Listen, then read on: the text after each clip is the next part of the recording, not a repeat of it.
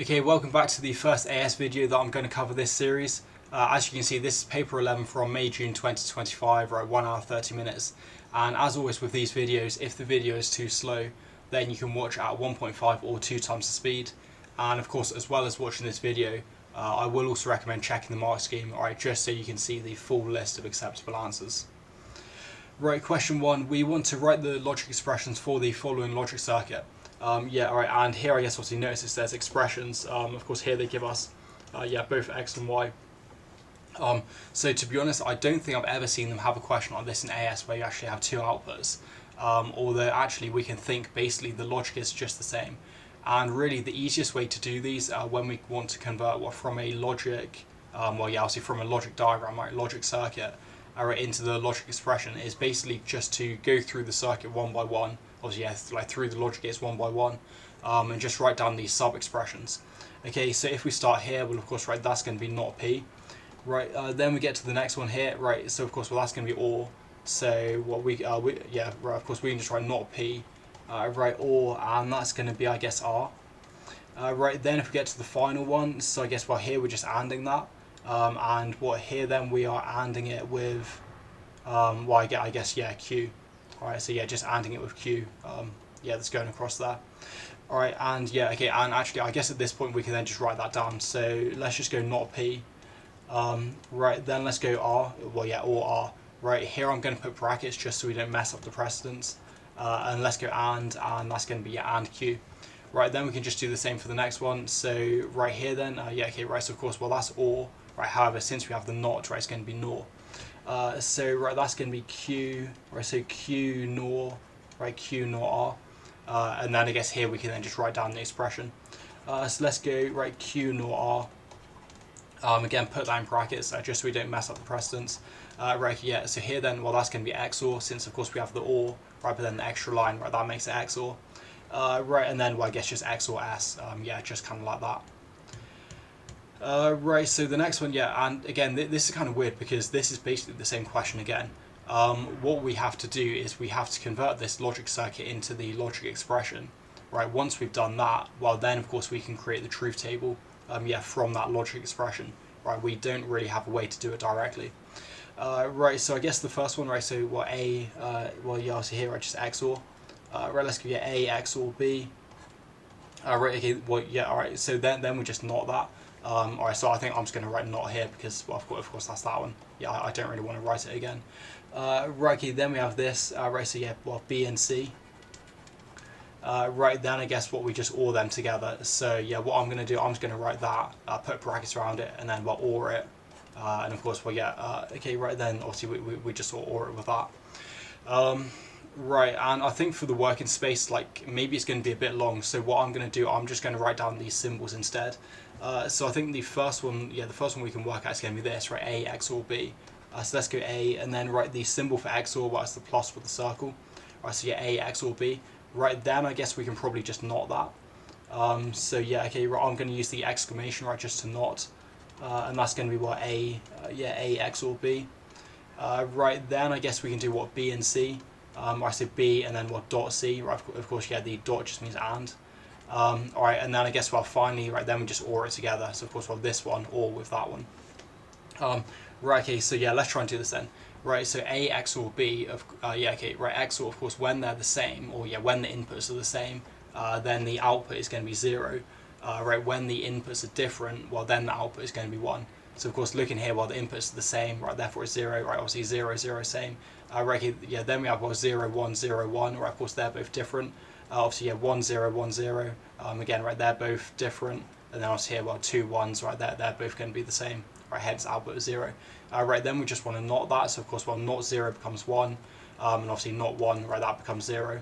So yeah, I think we've then just got, like 4 1s like that. Right, then we want to do B and C, right, so of course, and, well, when they're both 1, it's true, kind of everything else, well, yeah, then it's going to be false. Alright, so what I'm going to do, I'm going to look for the true conditions, which is these two. Alright, and then, yeah, I think everything else we can then just fill in with zeros. Right, okay, then finally, what do we have to do? So it's going to be what, this one, and then we OR it with this one.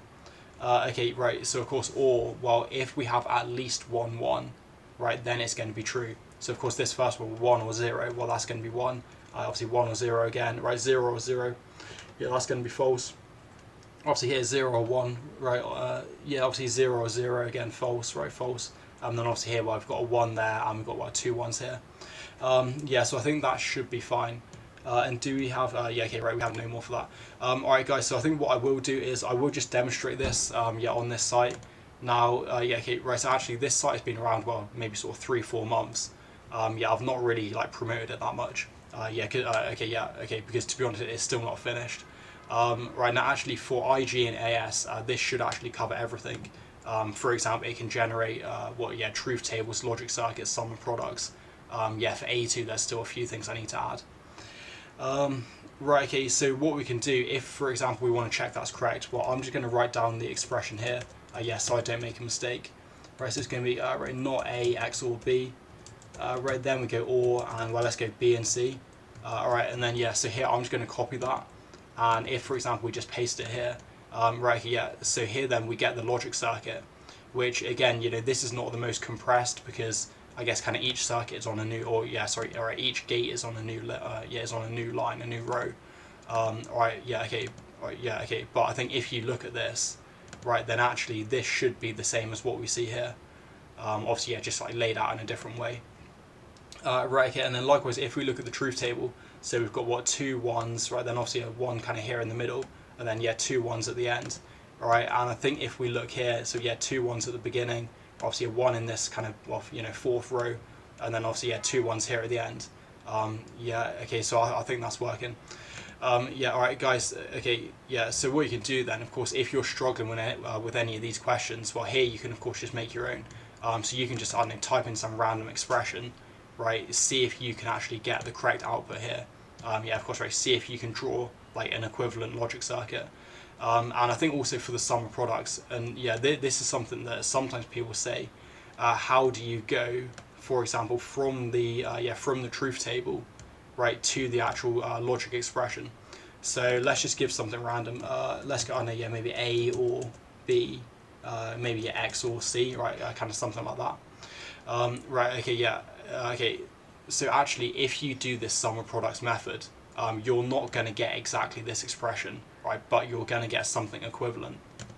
Okay, yeah, okay, right. So the way we can do this is basically we just look at the output column, right? So of course, yeah, this rightmost, outmost, this right kind of output column, right? And then what we do is we find every place where it's a 1. So for example, here it's a 1.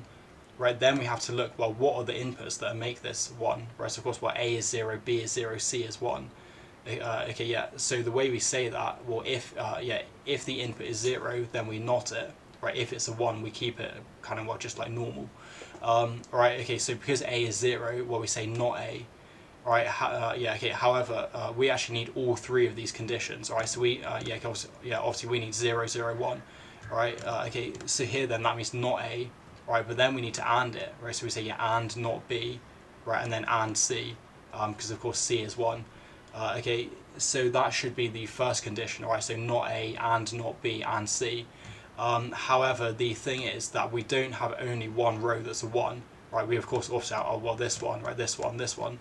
Okay, so what we can do is we say, well, either, you know, these first 3 conditions, right, or then of course we go, well, these conditions. So these conditions, well, that's not A and B and not C, right, yeah, or, well, then it's going to be this, right, so A and not B and not C, then finally, well, we just OR it with this, so of course, well, that's going to be what A, well, yeah, A and B and not C, alright, and I think if you were to write all that down, yeah, then you should get something, well, okay, yeah, okay, right, so you should get exactly this, right, not something like this, yeah, you should get exactly this. Yeah, okay, right, and yeah, the way we can also kind of check that we've got the right number of terms is if we think here, well, of course, right here, since there's 4 rows that are 1, right, therefore we basically should have kind of, I don't know, 4 terms inside the bracket. So, if, yeah, right, of course, this one, well, this corresponds to this first row. Obviously, yeah, well, this next one, right, this obviously corresponds to, you know, the second row that's a 1, obviously a third row, right, 4th row. Yeah, so hopefully that makes sense, kind of how we can do those questions. Then question 2 says, programmers in a software development company take part in live video conferences to discuss their work. The live video conferences take place using real-time bit streaming. the video is compressed before it's transmitted, right? And we want to explain how data is transferred using real-time bit streaming. Right, okay, so again, this question's a bit tricky. What you could do is you could write down a simple plan. Alright, so I think that's what I'm going to do. I'm just going to write down some quick bullet points. Yeah, let's maybe do that here. Right, so the first one then, yeah, okay, right, so let's say real time. I guess, well, that's kind of like almost live. Yeah, well, yeah, okay, right, yeah. So the reason I say almost live is because, well, of course, it still has to travel across the network. So yeah, of course, there's still, I don't know, like a 0.5 second delay. But yeah, I guess it's, you know, kind of basically live. Right, okay, then we say, well, streaming, right, bit streaming. What we can say, like continuous, I don't know, yeah, well, continuous flow of bits. I think that's a term they love using. Right, okay, yeah, how is it transferred? So we can say what the data is broken down, or it is sent. Yeah, I guess, I don't know, it's kind of sent immediately, you know, once it's recorded. Yeah, I guess it doesn't really have to be, you know, broken down into, well, yeah, sort of broken down. It can just be sent as a continuous stream. Alright, yeah, and I guess what we can say is if, for example, you're only streaming to a couple of people, now depending on what software you're using, potentially this can just be sent directly to them. However, if you're streaming via a website, or for example, if you're using some software and you've got like thousands of people watching, well, possibly your computer, right, or your device is not going to be able to support sending to, you know, thousands of different people like concurrently, right, simultaneously. So in that situation, what you would have is you could actually send to a media server. So for example, let's say you're streaming via YouTube. Well, first you would actually send the stream, you know, to YouTube's video server right there, well, obviously media server. Yeah, okay, right, okay, and then because of course, well, that's more powerful. You know, they can handle, right, sending to like thousands of people simultaneously. Yeah, they can kind of handle, yeah, all of those concurrent connections. Yeah, okay, right. So then, of course, it's going to be YouTube that's actually sending it to all those people. Yeah, rather than, you know, that strain being put on your device. So I guess we can say that, let's say on an intermediate media server. And then I guess you can say what there's going to be a small buffer. Yeah, okay, right. And the reason it only has to be a small buffer is because unlike if we're just watching, you know, regular videos where possibly you want to store like the next 30 seconds or the next couple of minutes, of course, if you're talking live, well, you can't store anything, you know, from the future, and it's also kind of pointless storing something that you've already played. All right, so what you probably want is you probably want to store, for example, just the frames that are about to sort of play. Yeah, and then I guess, you know, once you've got enough data, right, to display the current frame, well, then of course you can display that frame. Same for the audio. Once you've received all of the audio, right, for that particular audio sample, well, then of course you can play, you know, that particular audio sample. Okay, yeah, so in effect what you really need is you kind of only need sort of a buffer, right, to store, you know, the next frame that's about to play, right, the next sort of sample that's about to play. I mean, yeah, okay, right, so in reality, like possibly you'd have, you know, you'd store more than just one frame, one sample. But yeah, I guess that's still kind of the general idea, right? You only need a few. You don't need like, you know, 30 seconds. Right, so yeah, let's try and mention that. I think maybe let's say continuous flow of bits. Right, so let's say data. Oh, I guess, well, video. Okay, hang on, right, yeah, not select all. Right, let's go video data. All right, video data is sent, right, as a continuous, yeah, continuous flow of bits. Right, and I'm not going to worry about the spelling. Yeah, okay, right, so I think let's mention if it's like a kind of small scale operation, right, they're only sending to a few people. Right, okay, let's say, yeah, okay, right, let's say in some situations, I don't know, right, let's say e.g. streaming from, streaming from desktop software, right, slash, I don't know, to not many viewers. Right, let's say what then the stream, right, the stream might be sent, yeah, directly to the viewers. Yeah, okay, right, let's say while, right, while, I know, maybe if streaming, right, via a website, right, or to lots of viewers. Right, let's say the stream, right, the stream will, let's say first be sent, right, to an intermediate media server. right, media server, right, okay, let's say which compresses, yeah, okay, right, let's say compresses the video, right, compresses the video, I guess what, and forwards, yeah, let's say, right, and forwards it on, right, to all, yeah, I guess, well, to all the viewers, what, in real time. Yeah, okay, I think that should be okay. Right, then I guess what we just want to talk about the buffer. Right, okay, so let's say the viewers, alright, yeah, okay, right, I think let's say on, right, so yeah, on the viewers,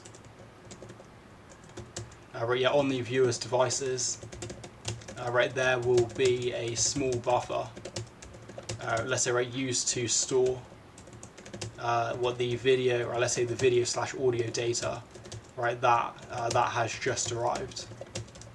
Right, let's say when, right, when enough data, right, has arrived to, well, let's say, I don't know, yeah, display, right, let's say display that frame, or yeah, well, that video frame, right, / play that audio sample, or yeah, you know, play the current audio sample.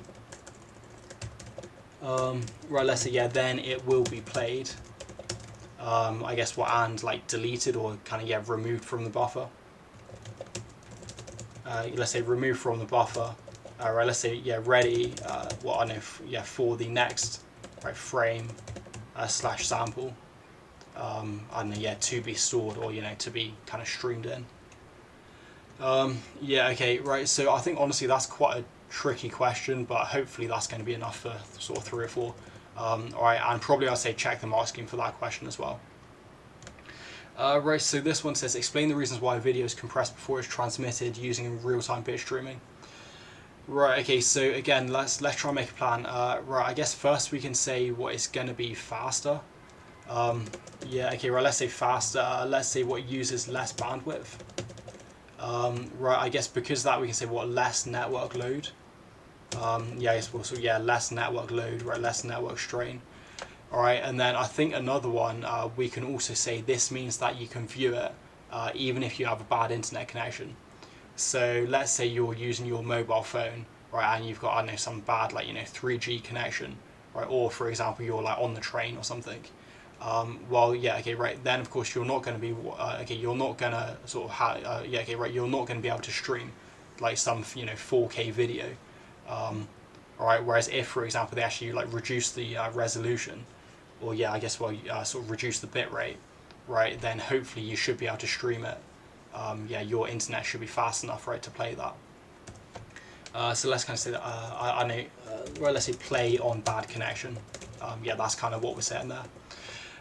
Right, so yeah, again, like once we made that simple plan, right, our kind of 4 bullet points, well then hopefully it should be fairly easy to actually put that into words, yeah, to get, well, hopefully at least, you know, 3 or 4 marks. Right, okay, so yeah, right, let's read it again. So explain the reason why video is compressed before transmitted. Okay, right, so I think here we could just repeat the obvious, that if we compress, the video size will decrease. Because yeah, often they do give us marks, you know, just for restating the obvious. So let's kind of say that, right, if the video is compressed, right, the video size can be reduced, I don't know, what, reduced like greatly. Right, let's say e.g., I don't know, from, let's say what, 50, let's say 50 megabits per second, or to be honest, yeah, I think even it could be more than that. Right, I don't know, let's say 2, like, well, let's say like 2 megabits per second. No, I think that's still going to be reasonable quality. Alright, so the video size can be reduced greatly. Yeah, right, and let's say what, and right, and still maintain, well, let's say reasonable quality. Right, okay, yeah, let's say, right, this means, right, right, it will be faster to transmit, right, over the network. Right, and let's see what, and hence will reduce latency for the viewers. Right, and hence will reduce latency. Yeah, okay, and of course, right, latency, well, that's delay, right, so we can say, well, it's reducing the delay, it's reducing the latency, right, for the viewers. Well, let's, I don't know, yeah, giving them a more natural, right, a more natural, well, / sort of real-time, experience. Yeah, and I guess what especially sort of during two-way communication. Yeah, okay, right, especially during I don't know, two-way communication. Yeah, like a conversation. Yeah, okay, because of course what you don't want is you don't want someone to speak, right? Then there's a 5-second delay, right? And then of course, yeah, the next person speaks. If you have like lower latency, right, less delay, right? Then of course you can speak more naturally, yeah, as if you're speaking face to face in real life. Yeah, and I guess the other problem also is that if you have a delay, well, if someone pauses, right, then someone else might think that that person has stopped speaking, but because you have like the 5-second delay, well, actually, after they've kind of temporarily paused, right, this person could start speaking, and that, yeah, then you have the situation where, of course, two people are speaking at the same time. So yeah, it becomes kind of messy, right, when you have delay. Yeah, I think that's fine, right? So faster. Yeah, I guess what, right, let's say maybe, yeah, also. Right, also. Well, yeah, okay, alright, so I'm thinking, do we have to say again, right, also if the video is compressed? I think let's not say that because we're not going to have enough space. Right, let's say, yeah, also, less network load. Right, less network load, right, on devices. Yeah, I know on devices, right, such as the sender, right, I guess, routers, let's say media server, and transmission mediums. Right, transmission mediums, yeah, will be experienced. Yeah, okay, right, and of course when I say transmission mediums, basically that's any of the ways that transfer the data. So for example, fiber optic cables, I guess you could say Wi-Fi, right, of course just routers, right, radio waves. It could be Ethernet, yeah, I don't know, like coaxial, yeah, although I think coaxial is not really that common. I mean, yeah, okay. So I think actually in some business environments apparently coaxial was used, but yeah, not really in home environments. Right, and then I guess, yeah, we can just say what, play on bad connection. Yeah, okay, and right, okay, I guess we can also say less bandwidth, right? Therefore, it's cheaper. For example, if they're streaming it from their own website, or if they're paying for the actual bandwidth themselves. Or let's say that yeah, since less bandwidth, right, is used, or let's say it will be cheaper. I don't know, yeah, cheaper for the sender. I don't know, yeah, to send, or I guess what, to, I don't know, to broadcast the video, to send the video. Right, let's say to send the video. Yeah, okay, right, yeah. And the reason I'm not saying broadcast is because I guess in a sort of informal or untechnical sense, I think people would say, oh yeah, you would like broadcast the stream. I think what even YouTube, their slogan is what, broadcast yourself. However, I guess from a sort of A-level kind of perspective, of course when you say broadcast, well that's thinking obviously yeah, unicast, multicast, broadcast. But I mean here you're not, yeah, okay, yeah, okay, right. So here you're not really broadcasting, right? You're just sending to specific people. Right, anyway, so yeah, here, right, since less bandwidth is used, it will be cheaper to, yeah, for the sender to send the video, right, to the viewers. Yeah, alright, yeah, okay, and of course the sender, well, that could be the actual person who's recording the video. Of course, that could also be the company that's kind of hosting the stream. For example, YouTube, Twitch, yeah, any other, streaming company. Yeah, alright, okay, let's say you're right, and enable, yeah, okay, right, let's say and enable viewers with, I don't know, bad internet connections. I guess what, / low bandwidth, right, to view the video. Yeah, okay, right, so hopefully that kind of makes sense, right, all of those. Right, then I guess part 2, we want to identify whether lossy or lossless compression method is more appropriate for real-time bit streaming and justify your answer. Right, so I think here basically we want to compress the video as much as possible, while of course still maintaining, right, some kind of reasonable quality. Right, so because we want to yeah, okay, right, so because here basically reducing file size is more important, right, rather than having super HD quality. Well, then of course we want lossy. Yeah, we want to sort of compress it more, right? That's the priority. Right, so justification, I guess we really just want to say that. And to be honest, this is really kind of just what we're saying here as well. Yeah, that of course we want it to be faster, use less bandwidth, less network load, right? Enable people on bad connections to play. So it's kind of similar.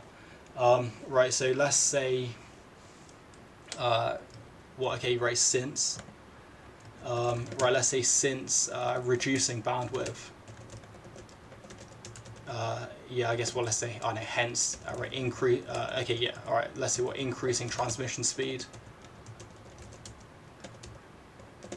right, increasing transmission speed, let's see what, reducing latency, right, etc. Right, let's say is more important, I know, yeah, than right, than maintaining, I know, yeah, like super HD quality, or I don't know, okay, yeah, let's say like perfect HD quality or something. Yeah, I think that's fine, right? And then probably we can say, for example, all right, and I think here maybe we can mention some of the techniques. So here you want to think about the formula for videos, or yeah, the video file size formula. Now, actually, they don't actually ask this in AS. They have removed it from the syllabus. However, just to sort of go over it quickly.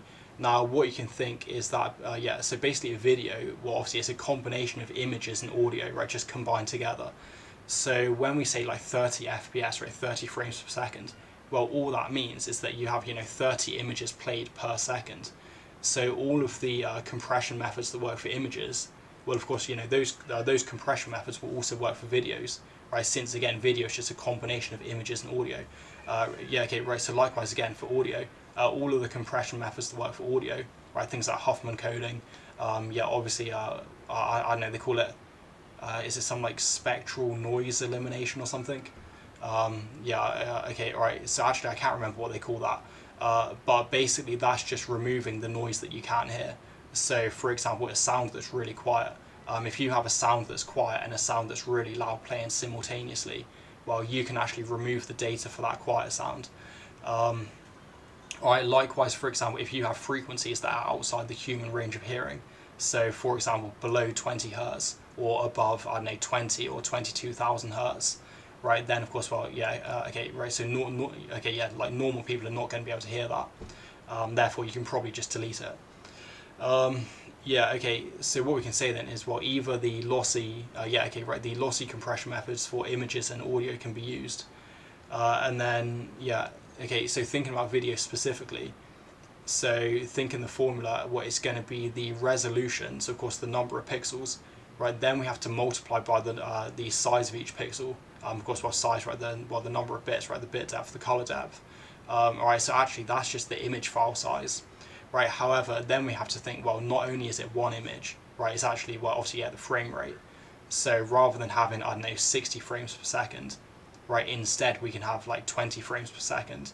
And in that case, the file size should actually reduce by 3, because of course we're only having like a third as many frames. Yeah, I think that's fine, right? So let's try and really just explain all that. So since reducing bandwidth, right, it's more important that I maintain perfect HD quality.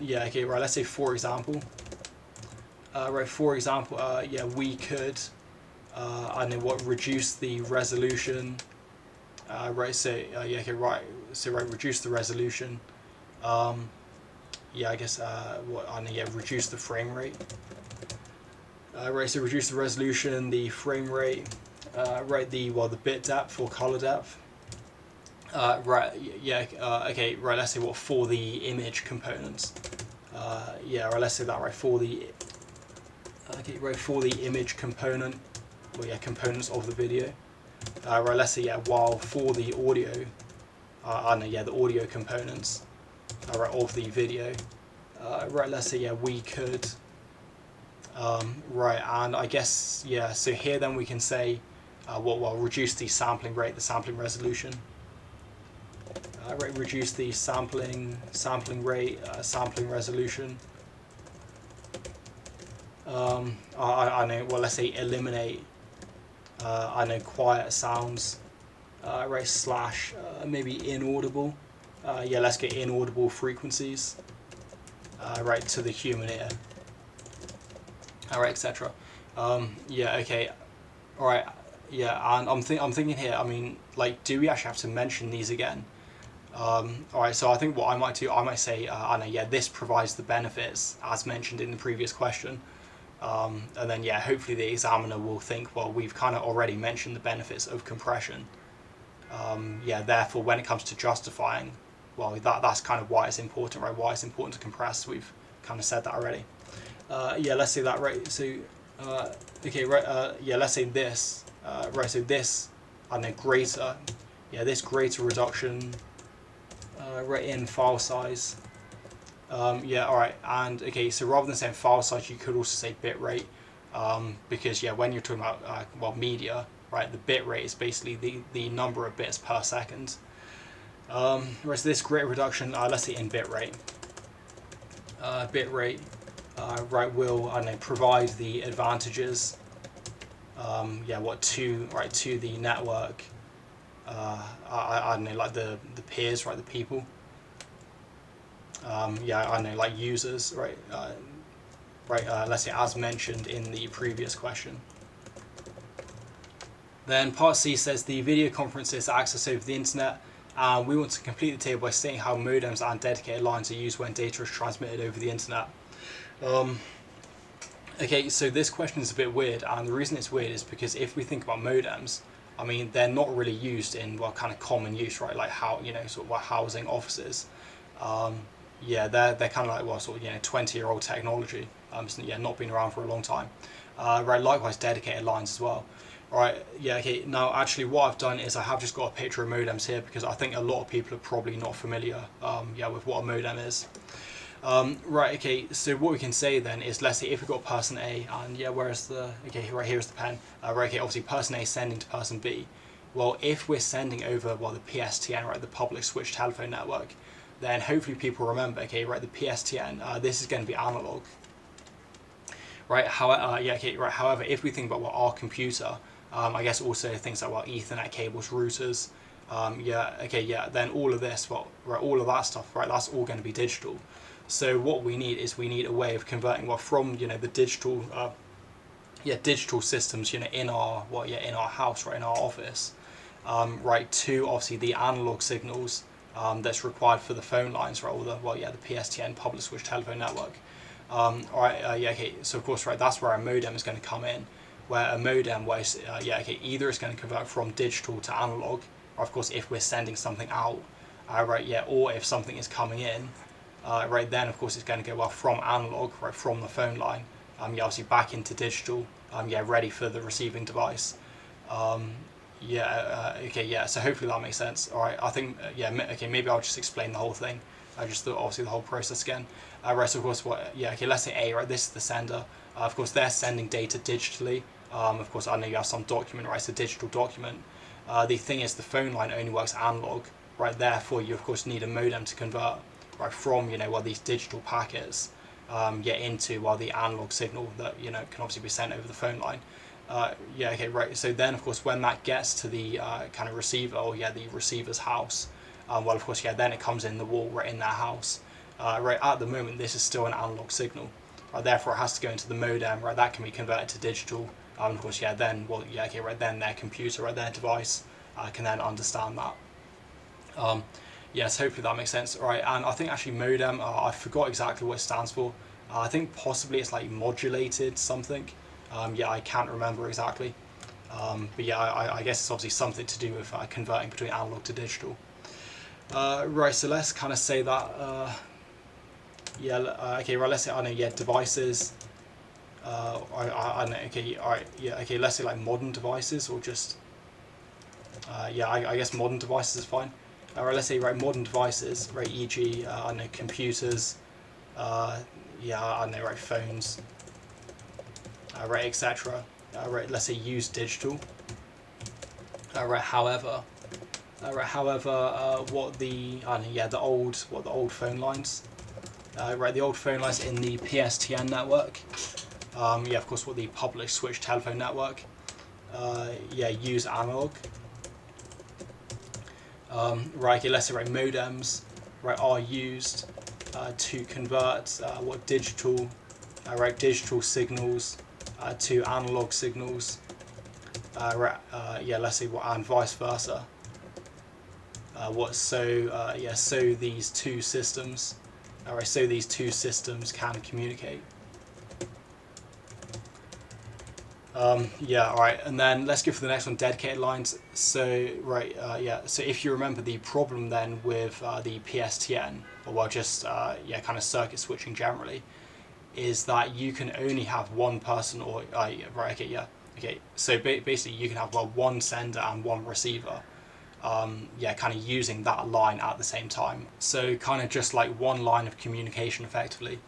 Now, if let's say you're, I don't know, some big company, or if you're, I don't know, some hospital, right, or government, military, you wouldn't want a situation where all of the lines are currently being used and you're unable to actually send a message to someone. So in that case, what you could do is, well, you could actually permanently rent one of those lines, right? Again, just for your own company or your own, hospital, government, right, military, whatever. Then of course, if you were renting that permanently, well, then your company is always going to be able to access that. You're not going to get a situation where all the lines are being used. All right, so hopefully that makes sense. Let's think how to explain that. All right. Let's say with the old phone system, or with the circuit switched, with the circuit switched PSTN system, if a line is in use, I don't know, by obviously two people, let's say then it can't be shared. Let's say, I don't know, for big companies, hospitals, governments, etc. I guess they might always want to be able to communicate, let's say without the risk of all the lines, of all the lines being in use. Let's say hence they could buy/rent a permanent line. Let's go permanent. Permanent, dedicated, dedicated line, just for themselves. All right, and kind of hopefully that makes sense. And actually, I think rather than dedicated lines, often as well they would actually call that a leased line. Leased line, dedicated line, I guess it's kind of the same thing. And I think leased, not leaded. So if you think, lease, of course, so that just means rent, so they're just like renting it from the telephone company. Then the next one, so a computer stores images and text files. One of the images is bitmapped image. Complete the table by writing the answer for each statement. So the term for the smallest element that makes up an image. And here they kind of give us the answer when they say element. So I think this one is just going to be pixel. Right, and the reason I said they give us the answer is because if you think what a pixel stands for, it's going to be picture element. So of course, so the PI in pixel, of course the PI in picture, obviously the EL, the EL in element. As for the X, I'm not really sure. I think honestly they just threw in a letter that they thought would make it sound good or something. Then the next one, so the largest number of different colors that can be represented with a bit depth of 8. So of course this is saying, how many different numbers can we represent, with 8 bits? There's kind of like many different ways they can phrase that.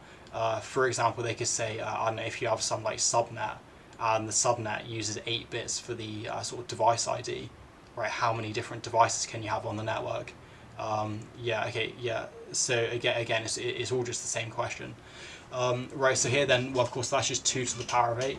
So 2 to the power of 8 is just going to be 256. Of course, that's the number of different values we can have with 1 byte. Then the final one, so the term for the dots per inch DPI when an image is displayed.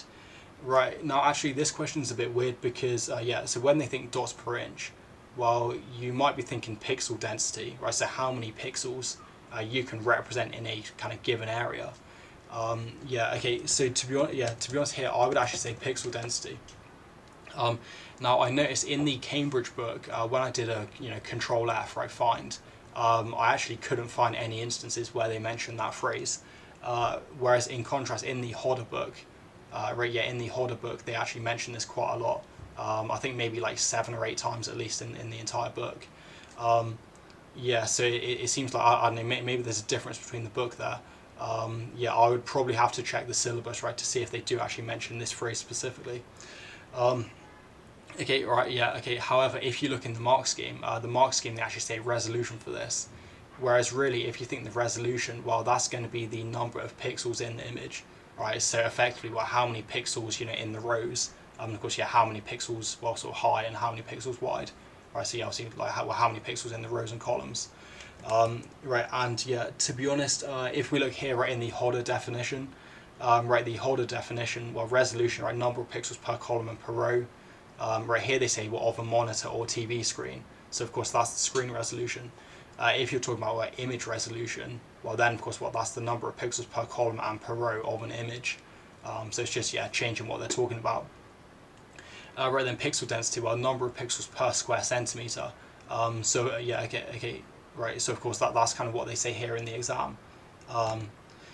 Okay, yeah. So of course the difference is that in the exam, where they're talking about per inch, right, per square inch. But of course it's still the same, right? It's just different unit. So like pixel density per square inch, right, rather than per square centimeter. Okay, yeah. So I think here, if you said pixel density, I mean they should accept that, because honestly, that's kind of a better answer than resolution. Yeah, so the sort of more specific answer anyway. Then part B, the text in the files is stored using the Unicode character set. We want to give two advantages of using Unicode character set instead of using the ASCII character set. Right, okay, so again, yeah, this question's a bit weird. Alright, because to be honest, really, there's just one advantage. And the one advantage of Unicode is, well, you can just represent more characters. Right, so of course ASCII, if we think standard ASCII, well, that uses 7 bits.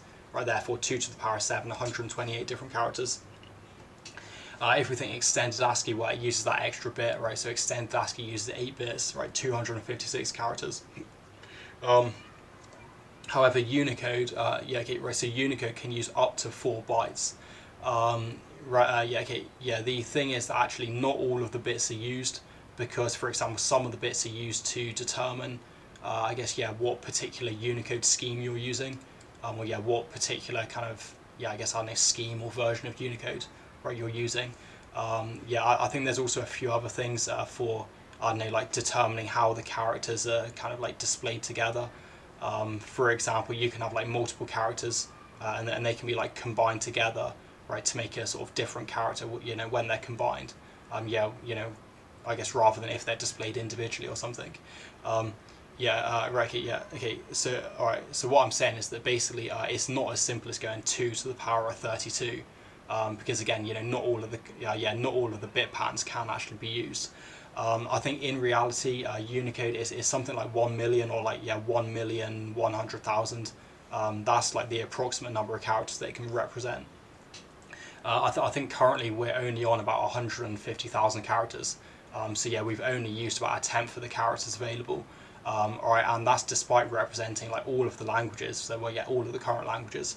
Also even a lot of old languages, things like some of the hieroglyphics. I think people have said like even some like cave painting symbols they found, in some like random cave in the middle of nowhere. They've also put that in Unicode. Of course, all of the emojis, all of the like mathematical symbols, scientific symbols, things like that. And even despite all of that, we're still only at about 100, or maybe 150,000. Alright, so I think that's going to be the main one. We can say, since up to 32 bits, right, are used, for Unicode, right, we can represent more characters. E.g., all of the languages, maybe in the world or on Earth. I think that's fine. Alright, okay, and the reason I say it's a weird question is, because here you might say, well, more characters, right, therefore more languages, more emojis, more mathematical symbols. However, they actually break this down into sort of part 1 and part 2.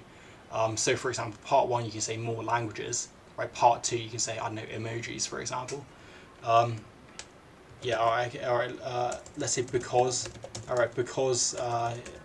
there are more characters available. Let's say we can also represent additional symbols, additional characters. Alright, such as emojis. I know, yeah, like, okay, yeah, right, let's just go like mathematical symbols. I know, yeah, like special characters or kind of arrows or something. Okay, right, so I think let's go etc. You don't really have to sort of go on about all the different types of symbols you can, represent. Okay, yeah, so actually I think if you wanted to say something completely different, and yeah, alright, so in the mark scheme they actually don't have that, but possibly they might accept that, for example, ASCII, there's actually many different versions of ASCII. So for example, you have something like this, alright, yeah, okay, and to be honest, I'm not sure the exact name, like it's not just called like ASCII EN for ASCII English, yeah, it kind of has some more like technical name. I think, yeah, maybe it's like ISO, I don't know, and then some random number or something. Okay, all right, yeah, but just for like simplicity's sake, okay, right, let's say they have some like ASCII name or ASCII English. So of course, well, that's going to include, well, obviously all the numbers, all the punctuation, right? Then just the English alphabet, right? Okay, but then you also have, for example, ASCII FR or ASCII French. Because if we think French, well, not only do you have like the regular kind of Latin alphabet, but you also then have some kind of accents above that. So for example, yeah, I guess, right, okay, so maybe people are familiar, maybe they're not. For example, you have things like this where, okay, you have the A, right, but then you have like an accent above the A, or yeah, I think like possibly something like this as well. All right, yeah, okay, so of course, right, in the ASCII French version, well, you're going to have that, right? Then of course you have, I don't know, like ASCII ES for Spanish, right? Then I don't know, maybe RU for Russian, right, etc. Yeah, okay, right. So this is kind of a problem with ASCII, that let's say someone has written a document in like ASCII French, but your computer is using like ASCII Russian, or yeah, your keyboard is in like ASCII Russian, for example. Well, then you can get problems with compatibility. Yeah, maybe it's going to display like the Russian characters instead of the French characters that they sent. Okay, yeah, okay. Whereas in contrast, Unicode, if we think, for example, UTF-8. Yeah, all right, okay, yeah. And when I say UTF-8, what that means, yeah, let's try and draw this. Right, okay, yeah. So UTF-8, that's going to be a variable length encoding. So some characters are going to have 8 bits, right? Some will be 16, some will be 24, and I guess what the maximum is going to be 32. Yeah, okay, right, okay. So UTF-8. All right, okay, yeah, okay, right. Basically, well, Unicode. So I think it's like Unicode transition or transmission format, something like that. Yeah, basically you just say, well, UTF-8 or well, sort of Unicode 8. Yeah, right. So again, okay, right. Some of the characters are only going to use 8 bits. Let's say, for example, like small a. So, well, of course, well, small a is going to be 97 in denary. And obviously, yeah, kind of whatever that is in binary. Right. However, some of the other characters, let's say, yeah, I think something like the birthday cake emoji. So yeah, let's say you have the birthday cake emoji with, I don't know, the kind of flame there like that. Yeah, that's a terrible drawing. Okay, but I think, for example, that's going to use all 4 bytes. All right, so depending on like how common the character is, then of course they're going to use a different number of bits. Yeah, okay, right, okay. So yeah, like possibly that's an advantage of Unicode, where basically since there's only one version of UTF-8, then any computer that supports UTF-8, right, is going to know how to interpret that particular character. Yeah, you're not going to have a situation where, let's say here, let's say, I mean, yeah, okay, right, okay, let's say this is like, say 150, yeah, this A, right, however, let's say if you got the Russian version, well, maybe in the Russian version, I don't know, you've got some like sort of, yeah, Russian character, that's, 150, and yeah, I guess that's like a sort of pi. Yeah, I'm not really sure how to draw any Russian characters. Yeah, right, okay, yeah, so hopefully that kind of makes sense, right, that obviously ASCII you have different versions, therefore, right, the same number would actually represent different characters, right, depending on which version you're using. Right, then the next one, and yeah, this is some like big kind of binary calculation, right? So the Unicode character, well, this left arrow, right, has this binary value, and here we're using 2 bytes.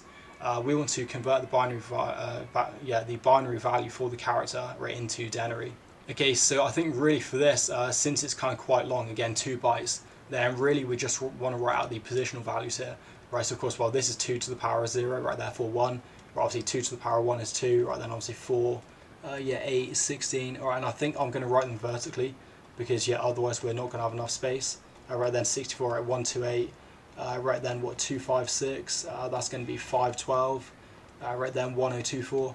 Yeah, I guess this is testing. Well, yeah, okay. Right, either how good is your multiplication by 2, yeah, or can you just remember the pattern? Right then, what, 2048? I think the next one is it 4096. Then yeah, I guess 8192. Right, okay, yeah. Honestly, for the next one, I actually wouldn't know what that is. It's going to be what, 17 or no 16,000 and something. Yeah, I would have to kind of like manually do that. Then of course this one like 32,000 something. Right, okay, yeah. So then I guess we can just kind of add those up. Let's do it using yeah, I know, using the kind of column addition method. Right, so the first one then, so right, 8192. Right then we've got, right, that's 1024. Right then, what, so 512. Yeah, making sure to use the correct columns. Right, it's then 256. Then we've got what, 6432. Right, and then what, 84. Yeah, 8421. Yeah, no, I think no, okay, right, yeah, just 842, right, no one. Right, so yeah, my columns have gone a bit skewed there, but I think that's fine. Right, so just add all these up, so 2 plus 4, right, 6, plus 2, that's 8, plus 6, right, 14, 18, 20, 28, right, so 32 and 34. Yeah, I think that's right, and then of course, well, we need to carry the 3, right, so 3 plus 9, 12, 14, 15, 20, right, 29. Right, this one, so well, 2 plus 1, right, 3, plus 5, 8, right, then that's 10. So of course, again, carry the 1. Right, 1 plus 8 plus 1, right, that's 10. Of course, yeah, carry the 1. Right, so I think this should be our answer here. So what is that? Yeah, 10,094. Right, and let's zoom out. Yeah, it's kind of a bit delayed. I think the laptop is overheating, right, it's getting quite slow. Right, so the Unicode character, and I don't know, is that like the epsilon, right, the sum of character, right, has the hexadecimal value of 2140. We want to convert the hexadecimal code for, well, that epsilon character into denary. Right, again, so let's just write out the positional values here then. Okay, so I guess actually this is 0, so we don't really need to write anything, although yeah, let's just write the 1, you know, just for sort of completion's sake. Right, okay, then of course here, well, 16 to the power 1 is going to be 16. Right, 16 to the power 2, that's going to be 256. Right, and then yeah, the next one is quite difficult. So then if we take this and we multiply it by 16, yeah, okay, right, so I guess you could actually do that yourself if you wanted. However, what I'm going to do, right, I'm actually just going to look at the pattern here. So for example, yeah, okay, right, so here we say, well, this is the 1, right, this is the first position. Then if we think that because, yeah, okay, so because one hexadecimal character is 4 bits, well, then we move 4 bits to the left, right? So, yeah, okay, right, we see here, this is the 16, which of course, well, this is the 16 we see here. All right, okay, then if we go to the next one, right, so here, well, that's the 256, all right? So then what we can do is, well, we can just move 4 to the left again, right? That's going to be this 4096, all right? So I guess this one here is 4096. Yeah, then I guess we have to multiply all those together. Right, now because this is 2, or well, I guess, yeah, kind of multiply and add them together. Right, because that's 2, well, that's then going to be this 8192. Yeah, and right, okay, so here they don't really give us space for working, but I guess we can just do it here. Right, so what I'm going to do, yeah, okay, let's all do the same method, right, so 8192.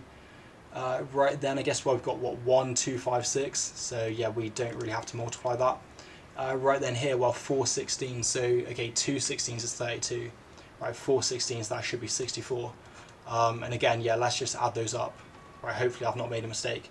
So 6 plus 4 is 10, right, plus 2, that's going to be 12. Of course, carry the 1. Right then we've got 15, right, that's going to be 21. Right then here, well, that's going to be 4. Yeah, I think maybe. Right, okay, and then yeah, we've got 8. Okay, right, yeah, let me just check that, because I think I did see before, and I thought maybe that was a 5. So have I done something wrong? Right, so 2 plus 6 plus 4, yeah, that's going to be 12. Okay, so I think there we've got that. Right, and then 1 plus 9, right, that's 10. Plus 5, 15, right, 20. Okay, right, 21. So yeah, I think that should be a 2, not a 1. Alright, and then yeah, okay, right here then, that's going to get us the 8512. Yeah, all right. Okay, so again, I mean that's why it's quite difficult, you know, without a calculator. Yeah, you have to be good at good at maths like that. Then question 4, a shop installs a new system that allows users to purchase items without going through a manual checkout. Right, the new system identifies customers when they enter the shop and matches them to their account. It's going to prevent a customer from walking through the automatic barriers if they do not have an account. And automatically detects the item that the customer has taken from the shelf and charges these to the customer's account. Right, and then the new system uses digital cameras and AI, artificial intelligence, to identify the customers. We want to explain how the new system uses AI to identify each customer. Right, okay, so I guess here then what you're just talking about facial recognition. Okay, right, so with facial recognition there's going to be a camera. Of course, well, that will take a picture of the person's face, or, you know, kind of like live stream the person's face. Right, then basically it can plot points, or yeah, the AI system, right, the software, can basically plot points on their face. For example, what the center of their eye, I don't know, their cheeks, right, their nose, their mouth. Yeah, just obviously plotting all these different, like coordinates on their face, basically. Right, and then based on that facial shape, right, so the distance between them, the angles, yeah, I don't know, the sort of like symmetry, things like that. Right, then of course it can check the database, and it can see if it's found anyone that matches that description, or, you know, those kind of like geometric, yeah, I don't know, geometric markers, basically. Yeah, okay, right, yeah, and of course the only way this can work is if the person's photo has been previously taken, you know, when they created their account or something, right, so that it's in the database. Yeah, so I think we can say that. Yeah, right, okay, yeah, so I think first, right, let's say the customer's photo will be previously taken. Yeah, I don't know, does it say about like new customer or existing customer?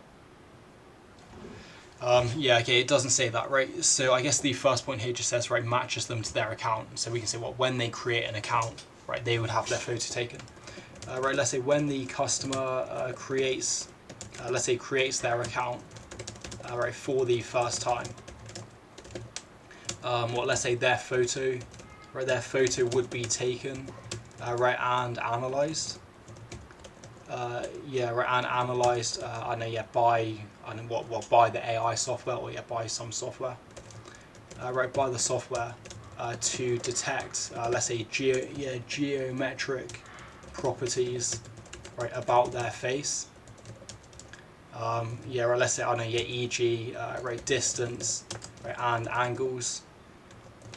Right, distance and angles between, I know, yeah, different parts, right, of their face. Yeah, alright, okay, and I guess here we could be specific, right, I know, yeah, e.g., right, nose, cheeks, right, jaw, yeah, eyes, right, etc. Yeah, I think that's fine, right, then we can say, what, when the customer comes into the store, or yeah, I guess, yeah, right, okay, right, yeah, let's say as, right, so as customers, right, are, right, okay, yeah, okay, so as they, like, walk through the doors, yeah, for the first time, right, let's say that. So as customers walk into the store, right, I guess, yeah, a camera will, I don't know, yeah, take photos, right, slash record them.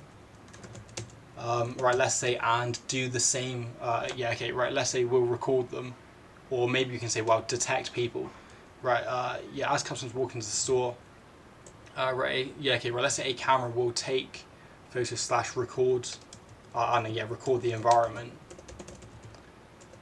Right, let's say, yeah, and the AI software, right, will, I guess, look for people, right, look for people, well, I guess, well, yeah, I guess kind of faces, right, let's say, right, look for faces, right, in that video stream.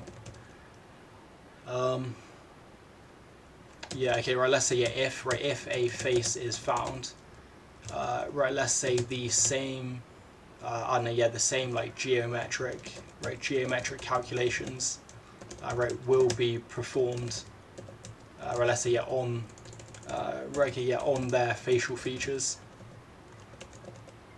Right, let's say, yeah, and, right, okay, yeah, I guess, well, and a match will be looked for in the database. Right, okay, let's say that, right, and the system will check, right, let's say if these features right match let's say if these features match the features I know previously let's say previously stored right in the database of an existing customer. I think that's fine. All right, and then right. And to be honest, again, so if you were writing this, I mean, that would actually use up the whole space. Right. Since I'm typing it, well, of course, right, this font is smaller than if you were writing with pen. So I think that should be enough for 4 marks. I mean, can we think anything else we could write? So we could mention if no face is found, or I guess if if a customer is not found. Let's say that. Ricky, let's say if a face is not.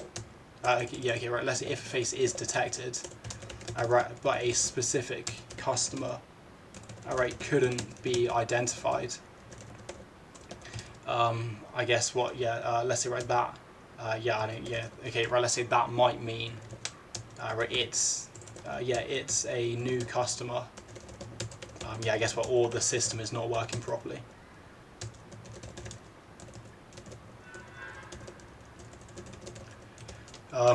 I think that should be okay there.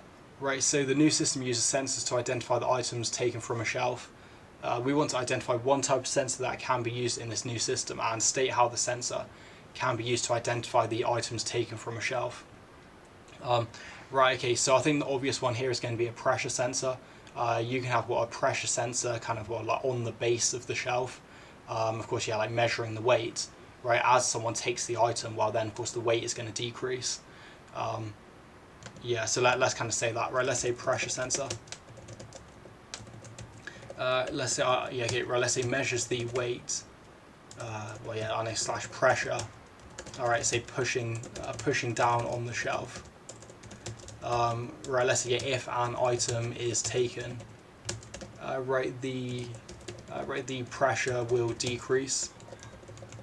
Right, let's say and the microprocessor. Right, the microprocessor will know, that an item has been taken. That should be fine there. Right, okay, then 5. So a company builds and sells furniture to customers. The company stores data about customers, their payment cards, and their furniture orders in a database. Right, the database furniture has the following tables: customer, right, the primary key customer ID, name and phone, and kind of these extra attributes. Right, then customer card data, right, that's got a card ID, primary key. Right, then in fact let me just draw these relationships. Right, so I guess here, the customer ID, right, of course that's going to be a foreign key to this customer ID primary key in the customer table. Right, then card type, card number, end date. Right, order, so that's got order ID, primary key. Right, again you've got this customer ID. So let's again just draw that, the foreign key, right, go into the primary key, right, in the customer in the customer table, or the customer relation. Right, then total cost paid, order date, complete. Right, then order item, so that's got the order item ID. Right, then they've got some order IDs, so I guess again that's going to be a foreign key, right, going to this primary key. Then type, height, width, depth, and details. Right, the primary keys are underlined in each table. The attribute complete in the order table stores the Boolean value true if the order has been built and false if the order has not been built. Right, then we want to complete the entity relationship or ER diagram for the database. Alright, so here the reason that I drew the relationships, right, the foreign keys mapping to the primary keys, is from that, right, we can then use that knowledge to kind of work out what tables have to be linked, or what relations have to be linked. Okay, so I think I'm going to change color just so I can kind of distinguish what I've already drawn. Right, so the first one then, let's try this, the customer ID. Right, and of course, right, that's linking to the customer table. So let's try and think of this. Right, so here we have a customer. Right, then this customer card data, this has a card ID. So I guess, kind of like their card number. Right, and then of course this customer ID. But if we think about this logically, probably one customer can have multiple cards, right? Because maybe they have some card for one bank, right? They have a card for another bank. Maybe they have one Visa, one MasterCard. Alright, so I think what we can say here is it's going to be one, alright, and then to many like this. So let's try and draw that. So of course, right, one customer, can have, well, yeah, many different cards.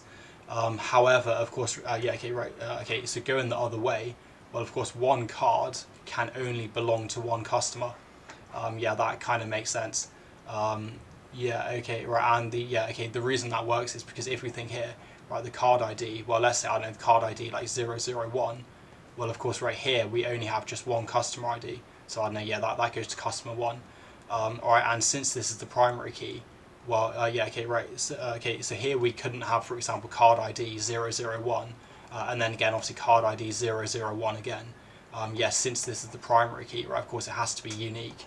Yeah, okay, right, okay, so therefore, the card ID can only go, to one particular customer. Right, then let's try and do the next one. So I guess, yeah, I guess this one, right? So the order, right, that has the customer ID foreign key. Right, so again, let's think about this, right? So I guess, well, one customer can have many orders. I mean, that seems to make sense. So let's sort of draw that. Yeah, one customer has many orders. And then again, let's think going the other way, right? However, one order should be only from one customer. Yeah, I think that makes sense in this scenario. Yeah, okay, right. And again, yeah, so kind of using the same logic here, that if we have this order ID, well, of course, that has to be unique. And here we see, well, we only have one customer ID, for that particular order ID. Right, then I guess if we go to the final one, so the order ID here and the order item, right, that goes to order. And I think, actually, I'm just going to, okay, yeah, not like, okay, why is, okay, there we go. Yeah, I'm not sure why that eraser's not working too well. It's kind of like moving the whole PDF. Yeah, I'm just going to try and erase that because otherwise there's kind of a lot of lines going everywhere. It's kind of difficult to understand. Right, so here then, yeah, let's think about this. Okay, so here they have some order item ID. So for example, we could have a table. Yeah, okay, right. So let's say here this order ID. Well, let's go, I know, 001 again. Right, but then I think we can actually have multiple items in that same order. So for example, here in this order item, well, let's say here, I don't know, they have, right, order item ID 5, right? They've ordered, I don't know, some like lawnmower, or I guess, well, furniture, right? So it's like some sofa. Right, and okay, yeah, okay, right, let's say that corresponds here to the order ID of, well, 001. Right, then let's say here they have some table, right? Yeah, okay, right, and again, that can also be 001. Since this order ID doesn't have to be unique, right? Therefore, we can have, yeah, kind of multiple items, right, as part of the same order. Yeah, okay, right, and I guess that kind of makes sense because let's say you're doing online shopping. Well, of course, you can buy many items, right, as part of the same order, and then, just pay for it all in one go. So yeah, that's kind of what we're saying here. Right, so I think what that's going to be this way. So again, yeah, one order can have many items. Right, however, I guess, yeah, one item can only go to one particular order. Right, then B, we want to identify one attribute in the customer card data that, well, yeah, relation, right, that could be a candidate key. Right, okay, so candidate key, this is any key that provides uniqueness, right, but it's something that we've not chosen as the primary key. Okay, so yeah, okay, right, in this situation then we have to think, well, what can be unique? Right, of course, well, one, the card ID, but I mean, that's the primary key anyway. Right, so here the customer ID is not going to be unique because, yeah, okay, right, for the same reason we said earlier, that of course one customer can have multiple cards. Again, card type, I mean, it doesn't seem like that's going to be unique. Right, of course, I guess, yeah, many people can have, credit card or Visa or, yeah, whatever these categories are going to be. Right, if we think about card number, well, of course, that should be unique. You're not going to have, right, multiple card numbers that are the same. Yes, of course, well, here we can then just write card number. Right, then here identify two tables in the database that contain one or more foreign keys. Give one attribute that is a foreign key in each table. Right, so I guess this is kind of what we just wrote. So let's say here, right, customer card data, and that's going to be customer ID. So yeah, and let me just get the typing.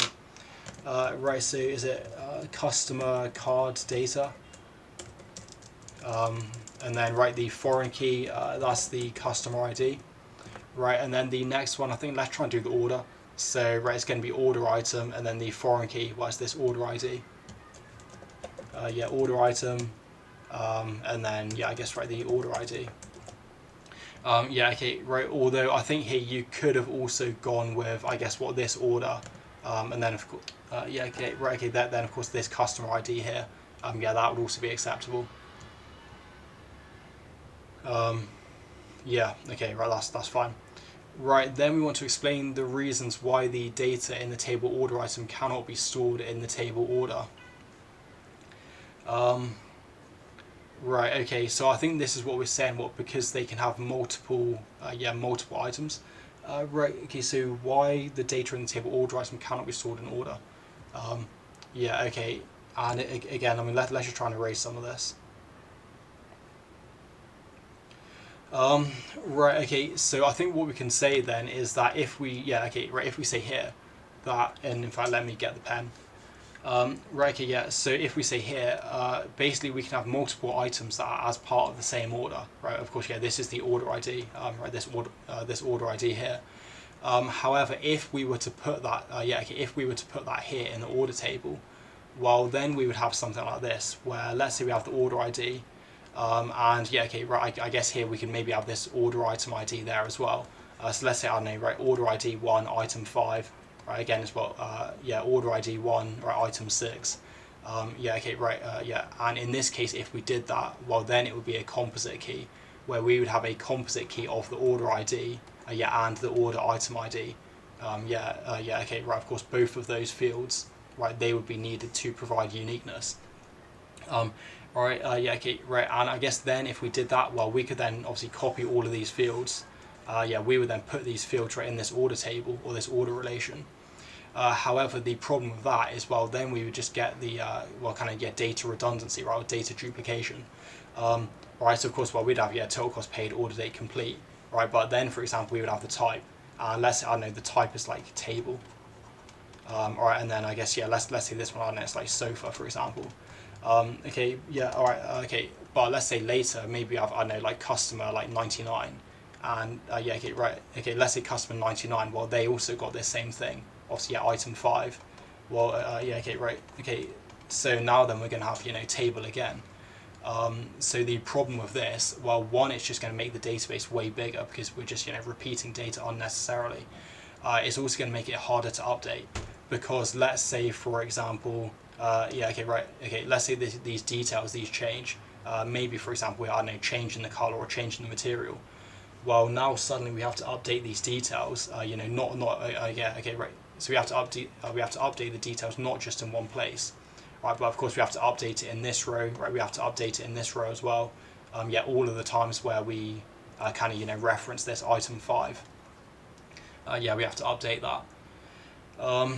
So I guess that's kind of the problem, right? Data duplication, data redundancy. Let's try to explain that. So let's say, right, since multiple orders. Let's say since one order, can have, multiple, many like order items. Let's say then, if the order item data was put in the order, in the order relation, we would have data redundancy. We would have data redundancy. Every time, we had an instance of that particular order item. That particular item. So let's say the problems with that. And I think here that's probably going to be 1 mark maybe. Right, then let's try and mention the problems. So let's say this would mean that updating would become slow, difficult, and error prone. Since we would have to update the data every single time it occurs. Since we would have to update the data. The fields. Let's say update the field values. Every time they, they occur. Rather than only once. Only once if the table, if the database, right, was in, I don't know, third normal form. Yeah, okay, right, I think that's fine. Right, let's say also the table size or the relation size. Right, also with this data redundancy. Right, let's say the relation or the database. Right, the relation size would increase. Right, increase significantly. Right, hence, I don't know, wasting like storage space. Or let's say, storage space. Right, slash RAM usage. And and making the database slower. Let's do that, right, and making queries slower. And the reason I say it's going to use RAM usage is because actually most databases are actually loaded into RAM, basically for speed. Now, if you did a query and every single time it had to go to secondary storage, of course, right, search through the entire database on the hard drive, that's going to be extremely slow, right? So usually, actually, what happens is the database is actually stored in RAM. Therefore, let's say if you've got, I don't know, some cheap like web server, and your web server only has like 1 or 2 gigabytes of RAM, well, you don't want to be storing all this extra data in your database, right? Because otherwise, that's going to quickly use up the RAM. Then actually the database would have to be put on secondary storage. Of course, virtual memory. Thinking about virtual memory, well, of course, right, that's going to be slower. When you have to write page in, page out all the time. Right then, E. So we want to write a structured query language or SQL script to output the customer ID, the customer's name, and the total cost of the customer's orders that have not been paid. Right, the output of the total cost must have an appropriate title. Right, okay, so actually this question, what I'm going to do, can we close that? Okay, there we go. Alright, so I think what I'm going to do, I'm going to copy this, because otherwise it's annoying, right? You've got to like keep scrolling up and down all the time. So I think, let's just make that not full screen. And then I think here, right, I'm just going to paste it there. And then, is there kind of a suitable place to write this? Okay, I think like maybe I'll just write it here. Alright, let's just erase that. Right, okay, so let's think about what we need. So, right, we need the customer ID. So the customer ID we can kind of get from like almost any of the tables. I guess, well, customer and order. And also customer card data. Right, we also need the customer's name. So, of course, well, that's going to be the customer table. Right, and the total cost. So the total cost, right, that's going to be here then in the order table. Right, of the orders that have not been paid. So I guess, well, paid, that's also the order table. Okay, so I think here then we can do this just using the order table and customer table. Of course, therefore we need to, well, join them together, right, in a join. Right, so I think let's just start typing. So, right, let's go select, and we want to select, right, the customer ID. Right, okay, and here then, because we actually have multiple instances of customer ID, right, of course, well, one here in the order table, right, also another one in the customer table. Right, then when we have 2 fields with the same name, then we actually have to specify which field that we're referring to. Why is it gone like that? Okay, there we go. Right, so I think here we can just go like customer.customer ID. Right, so what this is saying is, well, from the customer table, right, select the customer ID. Now actually here we could also do this from the order table. So I've realized that this is not going to fit. And it's not letting me drag it up. Right, so let's do it here. I'll just type that out again quickly. Right, so select customer, right, the customer ID. Right, also then we want the customer's name, right, okay, and I think here, because we only have one instance of the name field, right, then we can just go name. Right, and the total cost. Right, now I actually made a mistake here when I did this the first time. So I was naively thinking, well, we can just directly select the total cost. However, what you actually have to think about is that actually the customer can have many different orders. Because this customer ID, of course they can have an order today, right? They could have an order from last week, an order from a year ago.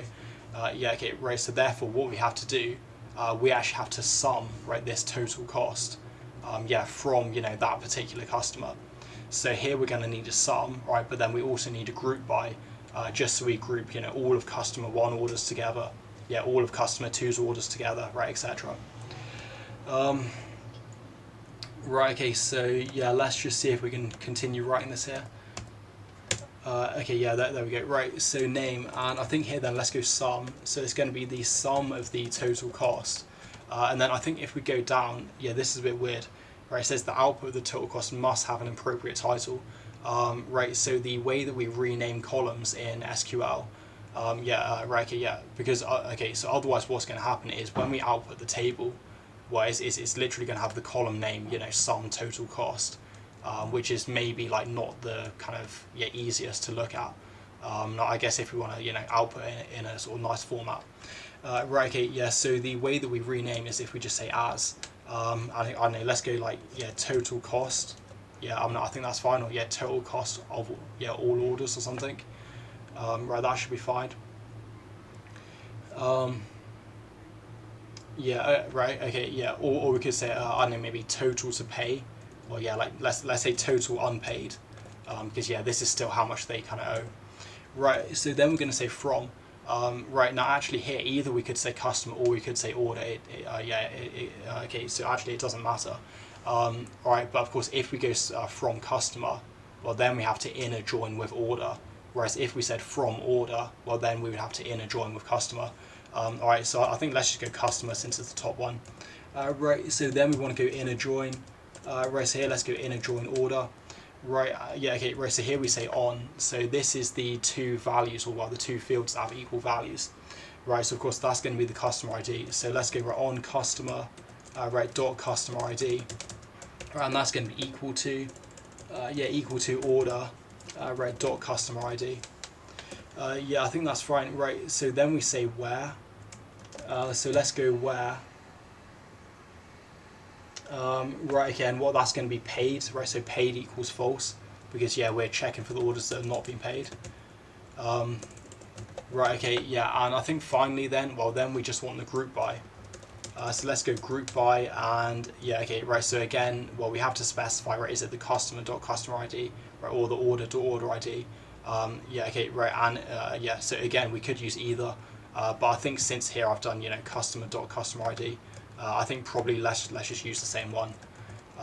Right, so let's go group by customer.customer ID. Okay, and it seems that's deleted. But okay, right, but still, right, hopefully people saw that, and hopefully people understand kind of how to do that question. Then question 6, a programmer is buying a new computer. The programmer is considering the following two computers. Right, so I guess, well, one is a quad core, right, of course 4 cores, right, 2.4 gigahertz processor. Right, of course, giga, right, that's billion. Well, obviously, hertz, I mean, well, that's going to be the clock rate. Right, so 2.2 billion clock cycles, right, or fetch, decode, execute cycles per second. Right, 16-bit architecture, so basically saying this is going to be the word length. So the size of numbers that can be transmitted along the bus width, or along the data bus, the address bus. Okay, so when we say 16 bits, well, this means the data bus will be 16 bits wide. The address bus again 16 bits wide. Obviously, well, 1 gigabyte of RAM, 500 gigabytes, right, magnetic hard disk, right, secondary storage. Alright, the next one, so dual core, obviously less cores, but then higher frequency. Alright, 3.8 gigahertz. Right, so here we've got double the bus width. Therefore we can send bigger numbers. We also have more addresses available. Right, then 2 gigabytes RAM, so I guess twice as much RAM. And then here, right, so it's the same storage. However, here we're using an SSD. Right, so of course an SSD is going to be faster than the magnetic hard disk. Because we don't have the moving components. So we don't have to wait, for example, the read-write head, to move to the correct track. We don't have to wait for the correct sector to spin underneath the actual read-write head. We're just using electric signals, with an SSD. Right, anyway, so the next one then, computer 1 has a magnetic hard disk. Complete the description of the principal operation of a magnetic hard disk by writing the missing words.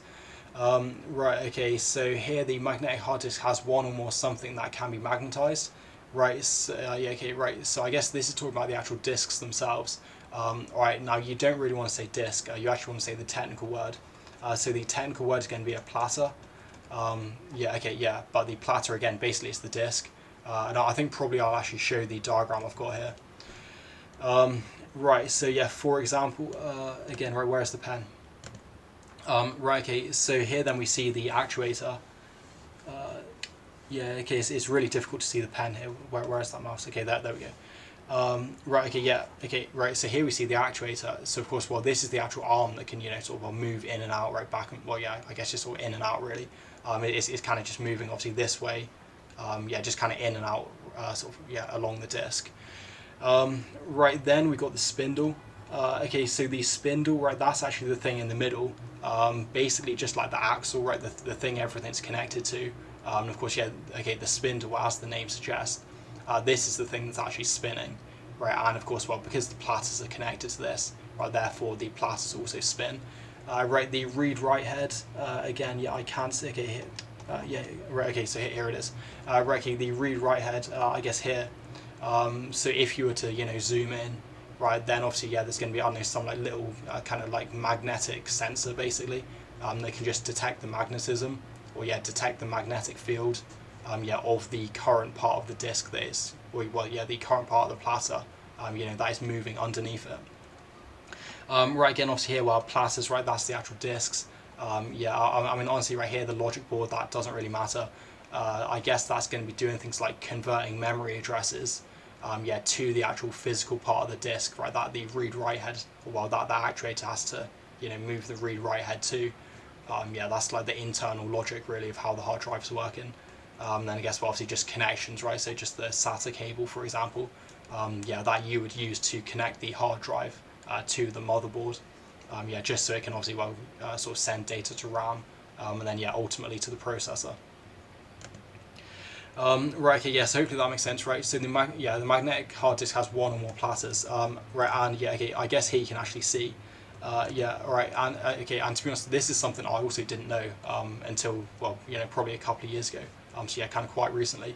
Yeah, okay, right, so yeah, so actually I thought that with a hard disk, if you were to open it up, right, of course, yeah, okay, so of course I thought there was just, one disk inside, but of course here, if you actually look at this, yeah, okay, right, okay, yeah, so I guess here, of course, you can see 4 disks, right? And actually, since both the top and bottom are magnetized, then effectively what we've got is, yeah, okay, right, so here then, of course, we've got 8 surfaces, right, since each disk has a top and bottom. Yeah, and I think actually some of these, you can even get like, 8 platters, right, therefore that's going to give, 16 surfaces. Yeah, I guess you can even go even higher, probably. Right, okay, so it has, yeah, one or more, I guess, platters, right, that can be magnetized. Right, these are mounted on a, right, so I think that's going to be the actuator. Of course, right, that's the thing that can, move back and forward, or, well, in and out, right, and rotate at a high speed. Yeah, right, something is moved across the surface on an arm, right, so I think, well, that's the read-write head. Right, read-write head. Right, when data is read, the changes in the something produce a change in the electric current. Right, so I guess what, I don't know, you say the magnetic field, yeah, or probably like the magnetism, right, or magnetic field. Right, okay, yeah, so magnetic field. Right, so the two computers have different amounts of RAM. We want to explain how different amount of RAM affects the performance of a computer. Right, okay, so I think what we can say then is that if we have more RAM, well then of course we can have more, yeah, okay, kind of like more programs, right, more processes. Yeah, okay, right, so in effect, well, more instructions, more data, yeah, currently accessible by the CPU without having to go to virtual memory. Alright, whereas for example, if we have less RAM, well, if RAM then gets full, right, then basically we have to temporarily move something from RAM to virtual memory, yeah, to make space for the new thing that we want to load into RAM. Yeah, alright, yeah, okay, and of course, right, yeah, so that's going to be slow when you have to move things in and out of RAM. Yeah, obviously, well, to RAM, right, to virtual memory, yeah, just like kind of between the two. Yeah, so let's try and explain that. And right, let's go there just so it doesn't block. Right, let's say, yeah, I know, yeah, okay, right, if we have more RAM, wait, yeah, okay, right, let's say maybe if more RAM is available. Right, if more RAM is available, right, let's say, yeah, this means, right, that more, yeah, I know, yeah, like more programs, right, let's say, well, more instructions, right, instructions and data, right, let's say, yeah, e.g. programs, Right, okay, okay. So the thing is, right, actually, when you load a program into RAM, well, now you would actually call it a process. Okay, so I guess a process is an actual running instance of a program. And a process is also going to have like extra information attached with it. For example, the permissions, right? So maybe what user started it. Also some like statistics, right? Like a process ID. Whether it has, I don't know, like sort of, okay. So whether it's running as administrator, sort of, various different sort of configuration settings, properties. Right, okay, let's say that, right. Let's be sort of more technical. Say processes. Right, e.g. more instructions data. Right, e.g. processes. Right, I know, can be loaded. Loaded into RAM. Right, and let's say, and hence accessible. By the CPU. Right, let's say without first having to go right to secondary memory. Which is significantly significantly slower, right, than RAM. So to be honest, right, to talk about how significant, I think, for example, an SSD is about 100 times slower than RAM. If you're talking hard drive, I mean, so probably hard drive, you're talking like thousands of times slower than RAM. Therefore, actually having to go to secondary storage to load data, that's not really good if you want an efficient system. If more RAM is available, right, more instructions can be loaded into RAM, without having to go to secondary memory. Let's also mention virtual memory then. Let's say like furthermore or like additionally. Additionally. Let's say additionally. Let's say what RAM will become full less. RAM will become full, right, less often. Hence, let's say virtual memory. And I think here again we can say what that is. Let's say using secondary storage. Using secondary storage as temporary. Temporary RAM. So let's say to temporarily store pages. Let's say using secondary storage to temporarily store pages. That are, I guess, not used or not needed.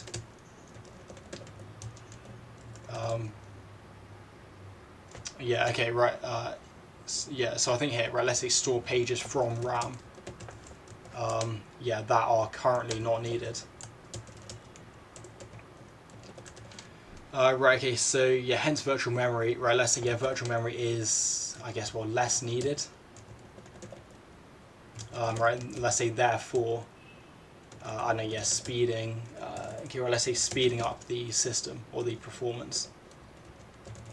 And I guess here we can say why. Since, let's say paging in and out of virtual memory. Virtual memory is slow. Let's say and can even lead to disk thrashing. And when we say disk thrashing, what this is let's say your RAM is, 99% full. Well, let's say if you then want to load something that needs, 5% of RAM. So let's say you have like 8 gigabytes of RAM, and you want to load something that needs, 500 gigabytes. Well, what you can then do is you can obviously move out 500 gigabytes of pages, right, from RAM into into virtual memory, right, secondary storage. However, then let's say you need something back from secondary storage, right? So then of course you have to load that back in. But then let's say something that's already in RAM. Well, now maybe some of the pages that it needs have been moved to secondary storage. So then of course you have to load something back from secondary storage. But then you have some other process that needs something. That's kind of a terrible explanation. Let's try and sort of draw that visually. So let's say here is your RAM. Obviously, I know you got like process A, B, C, right? It doesn't really matter. Let's say here is secondary storage. Obviously, here is your virtual memory on that secondary storage. Now, let's say, for example, I know you have some process here that you sort of temporarily don't need. Well, let's say, for example, let's say this one we don't need here. Okay, so what we can do, well, we can move that into virtual memory, and then of course we can load this one that we do need, back into RAM. However, let's say sort of like immediately after kind of moving that into virtual memory, so let's say this one again, well, if we then need this back into RAM, so then let's say this one maybe we don't need, so we kind of move it there, and then of course, well, this one we can move back into RAM. However, let's say after, I don't know, some short time, well, suddenly, suddenly we do need this one again, right? Then of course we have to move something else into virtual memory, right? So we can move this one back into RAM. So this is kind of the problem that we can get, where if you're kind of spending more time moving things in and out, because I don't know, maybe there's some like sort of cyclic or cyclic connection or dependency, where let's say for one process to run, right, it's going to sort of use some pages, but some of the pages that it also needs have been moved right into virtual memory. So yeah, if you have these kind of dependencies, well then you're going to be calling things in and out all of the time, and yeah, that's going to slow the system down, where you kind of get this like deadlock. And to think of a real life example, I guess for example, you could have a situation where let's say if one person needs to do something, but they can't do something until their friend has done something else. But let's say this friend can't do something right until their other friend has done something. So yeah, when you get all these kind of interdependencies like this, well then you're just constantly moving things in and out, just to make room for these processes that need it. So hopefully that kind of makes sense.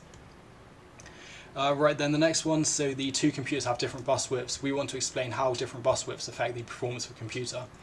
Right, okay, so I guess really there's two parts. The control bus is not really going to change. I think usually that's 8 bits, and actually 8 bits is more than enough for the control bus. You're only sending simple things like a read signal or write signal.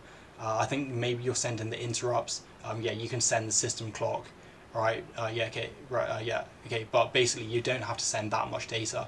Alright, so I think 256 different signal values. That's going to be enough for the control bus.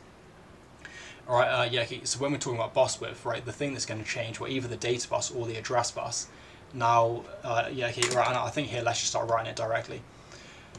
Right, so let's say if the so I think first let's say the data bus, right, if the data bus is made wider, right, then, and I guess here, well, basically we can send more data in one go.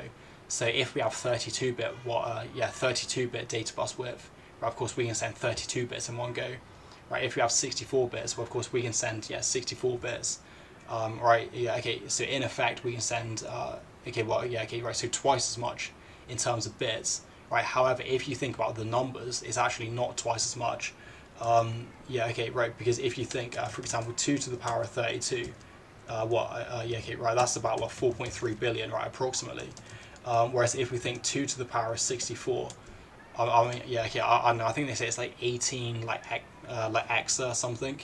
Alright, but basically that's going to be some number with like 20 digits. It's not like a double. So for example, if we go from 32 bits to 64 bits, well, we've not like only gone up to, let's say, 8.6 billion. We've actually increased it by 2 to the power of 32 times. We've actually made it like much bigger. If the data bus is made wider, let's say then we can send let's say send twice. So actually they've not said specifically from 32 to 64, so we can't really be that specific. Then we can send more data in one go. Let's say hence hence the numbers, right, we can send are bigger, for example, or the sort of maximum number that we can represent is bigger. I think that's fine, right? And to be honest, some people might think, well, how do we actually represent a number bigger than 2 to the power of 64? Because there are actually kind of real world situations where we want to do that. So one is going to be encryption, where I think usually the prime numbers that they're using have hundreds and hundreds of digits. Okay, so yeah, the way that we do that is actually not using the built-in kind of like native processor, like integer, or yeah, the native processor, sort of floating point number. Basically, it's going to be some other representation, right, internal to that programming language. Where they're kind of representing numbers as well, like an object, right, a class. It's kind of a different representation, basically. Right, anyway, so yeah, hence the numbers we can send are bigger. I think that's fine. Right, and then I guess we can talk about the address bus. Right, so if the address bus bus is made wider, right, okay, then basically, well, we can have more addresses on the system. So effectively, more memory is available. Now, if we have a 32-bit system, well, because we saw that's only 4.3 billion, right, that means we can only have, about 4.3 gigabytes of RAM. I think in gigabytes, it's, well, obviously 4 gigabytes of RAM.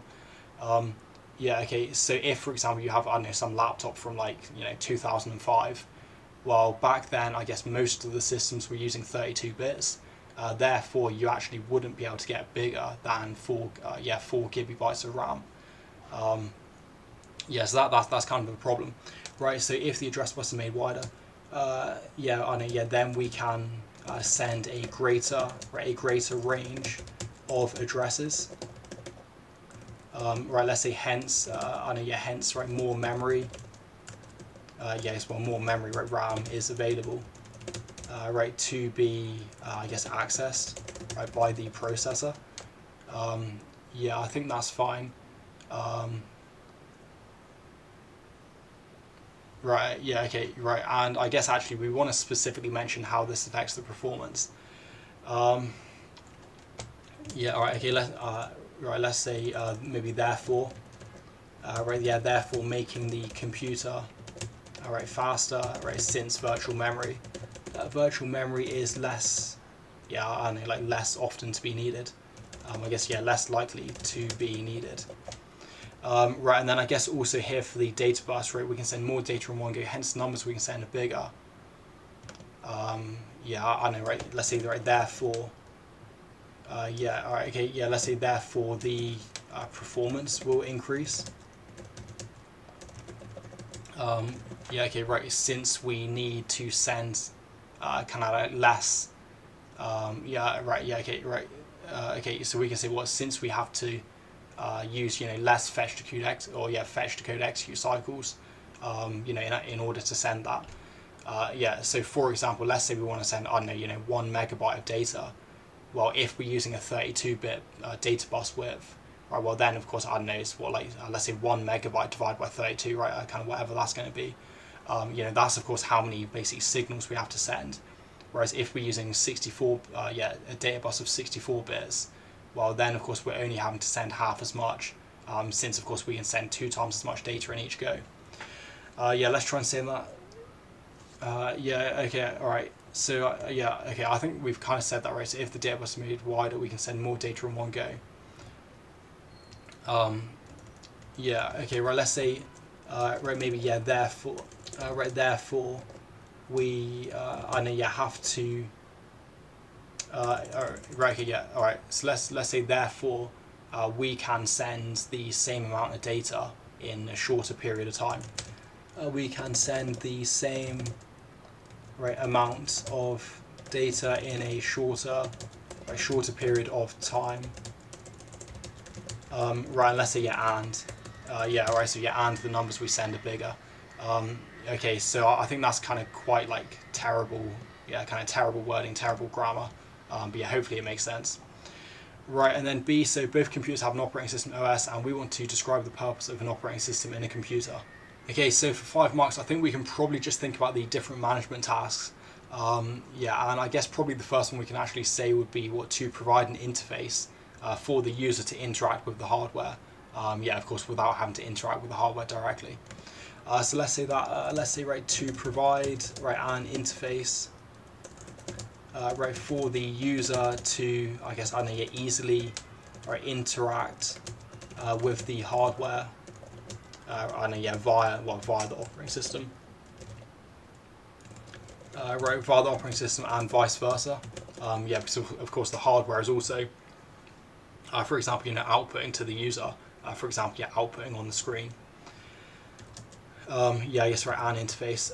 Yeah, I think that's okay. Right, and then so I think here we can then be more specific, right, talking about the management tasks. So what? Well, file management, process management, resource management. I guess maybe security management, right, memory management. Yeah, let's say that, right. Okay, yeah, all right. Let's say, right, management. Right, management tasks are also performed. Right, e.g., memory management. Right, memory management.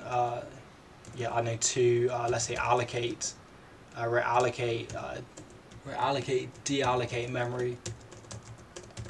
Right, let's say what ensure two processes never access the same memory. Right, yeah, okay. So I guess what else? Probably we can say. Yeah, right. Okay, allocate, deallocate memory. Right, okay, maybe I know, like, handle paging. Right, so yeah, kind of handle or implement the paging, segmentation, virtual memory. Let's kind of say that, right, to handle, right, paging. I guess I know, yeah, set up the page table.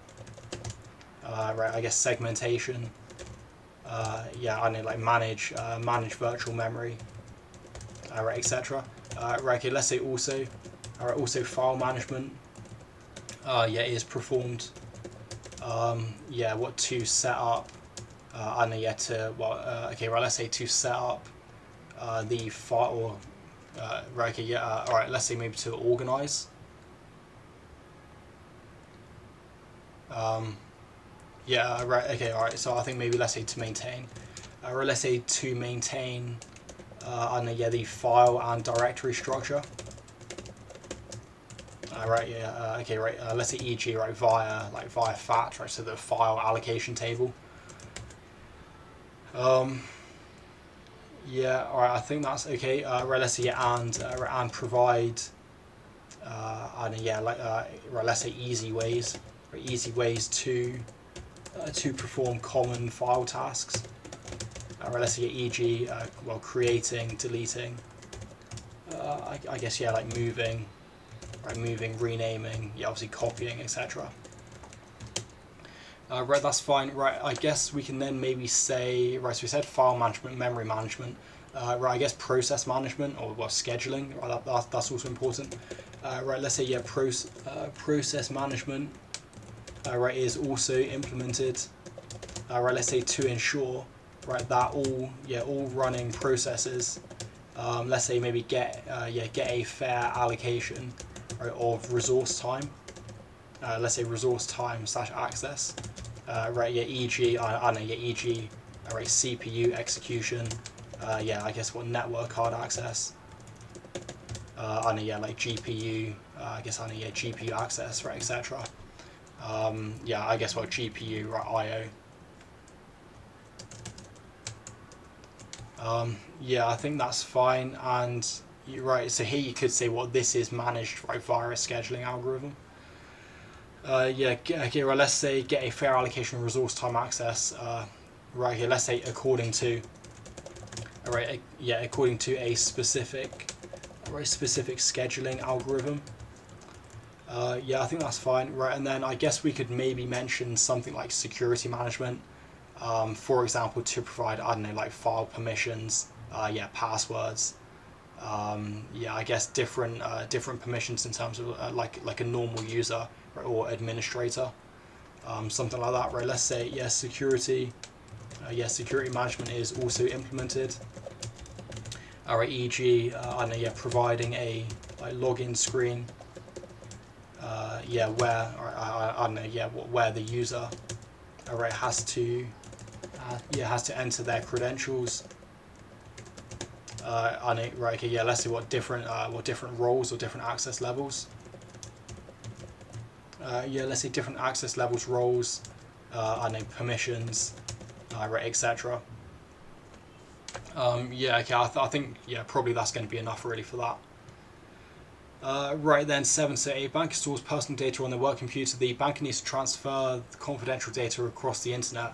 Right, identify and describe one method of restricting the risks posed by an unauthorized person intercepting the data whilst it's being transferred across the internet. Right, okay, so since they're talking about whilst it's being transferred, well, I guess that's going to be encryption. Yeah, so even if it's intercepted, well, they're not going to be able to understand it, since, of course, yeah, they don't have the relevant private key in order to decrypt. Right, so just description, right.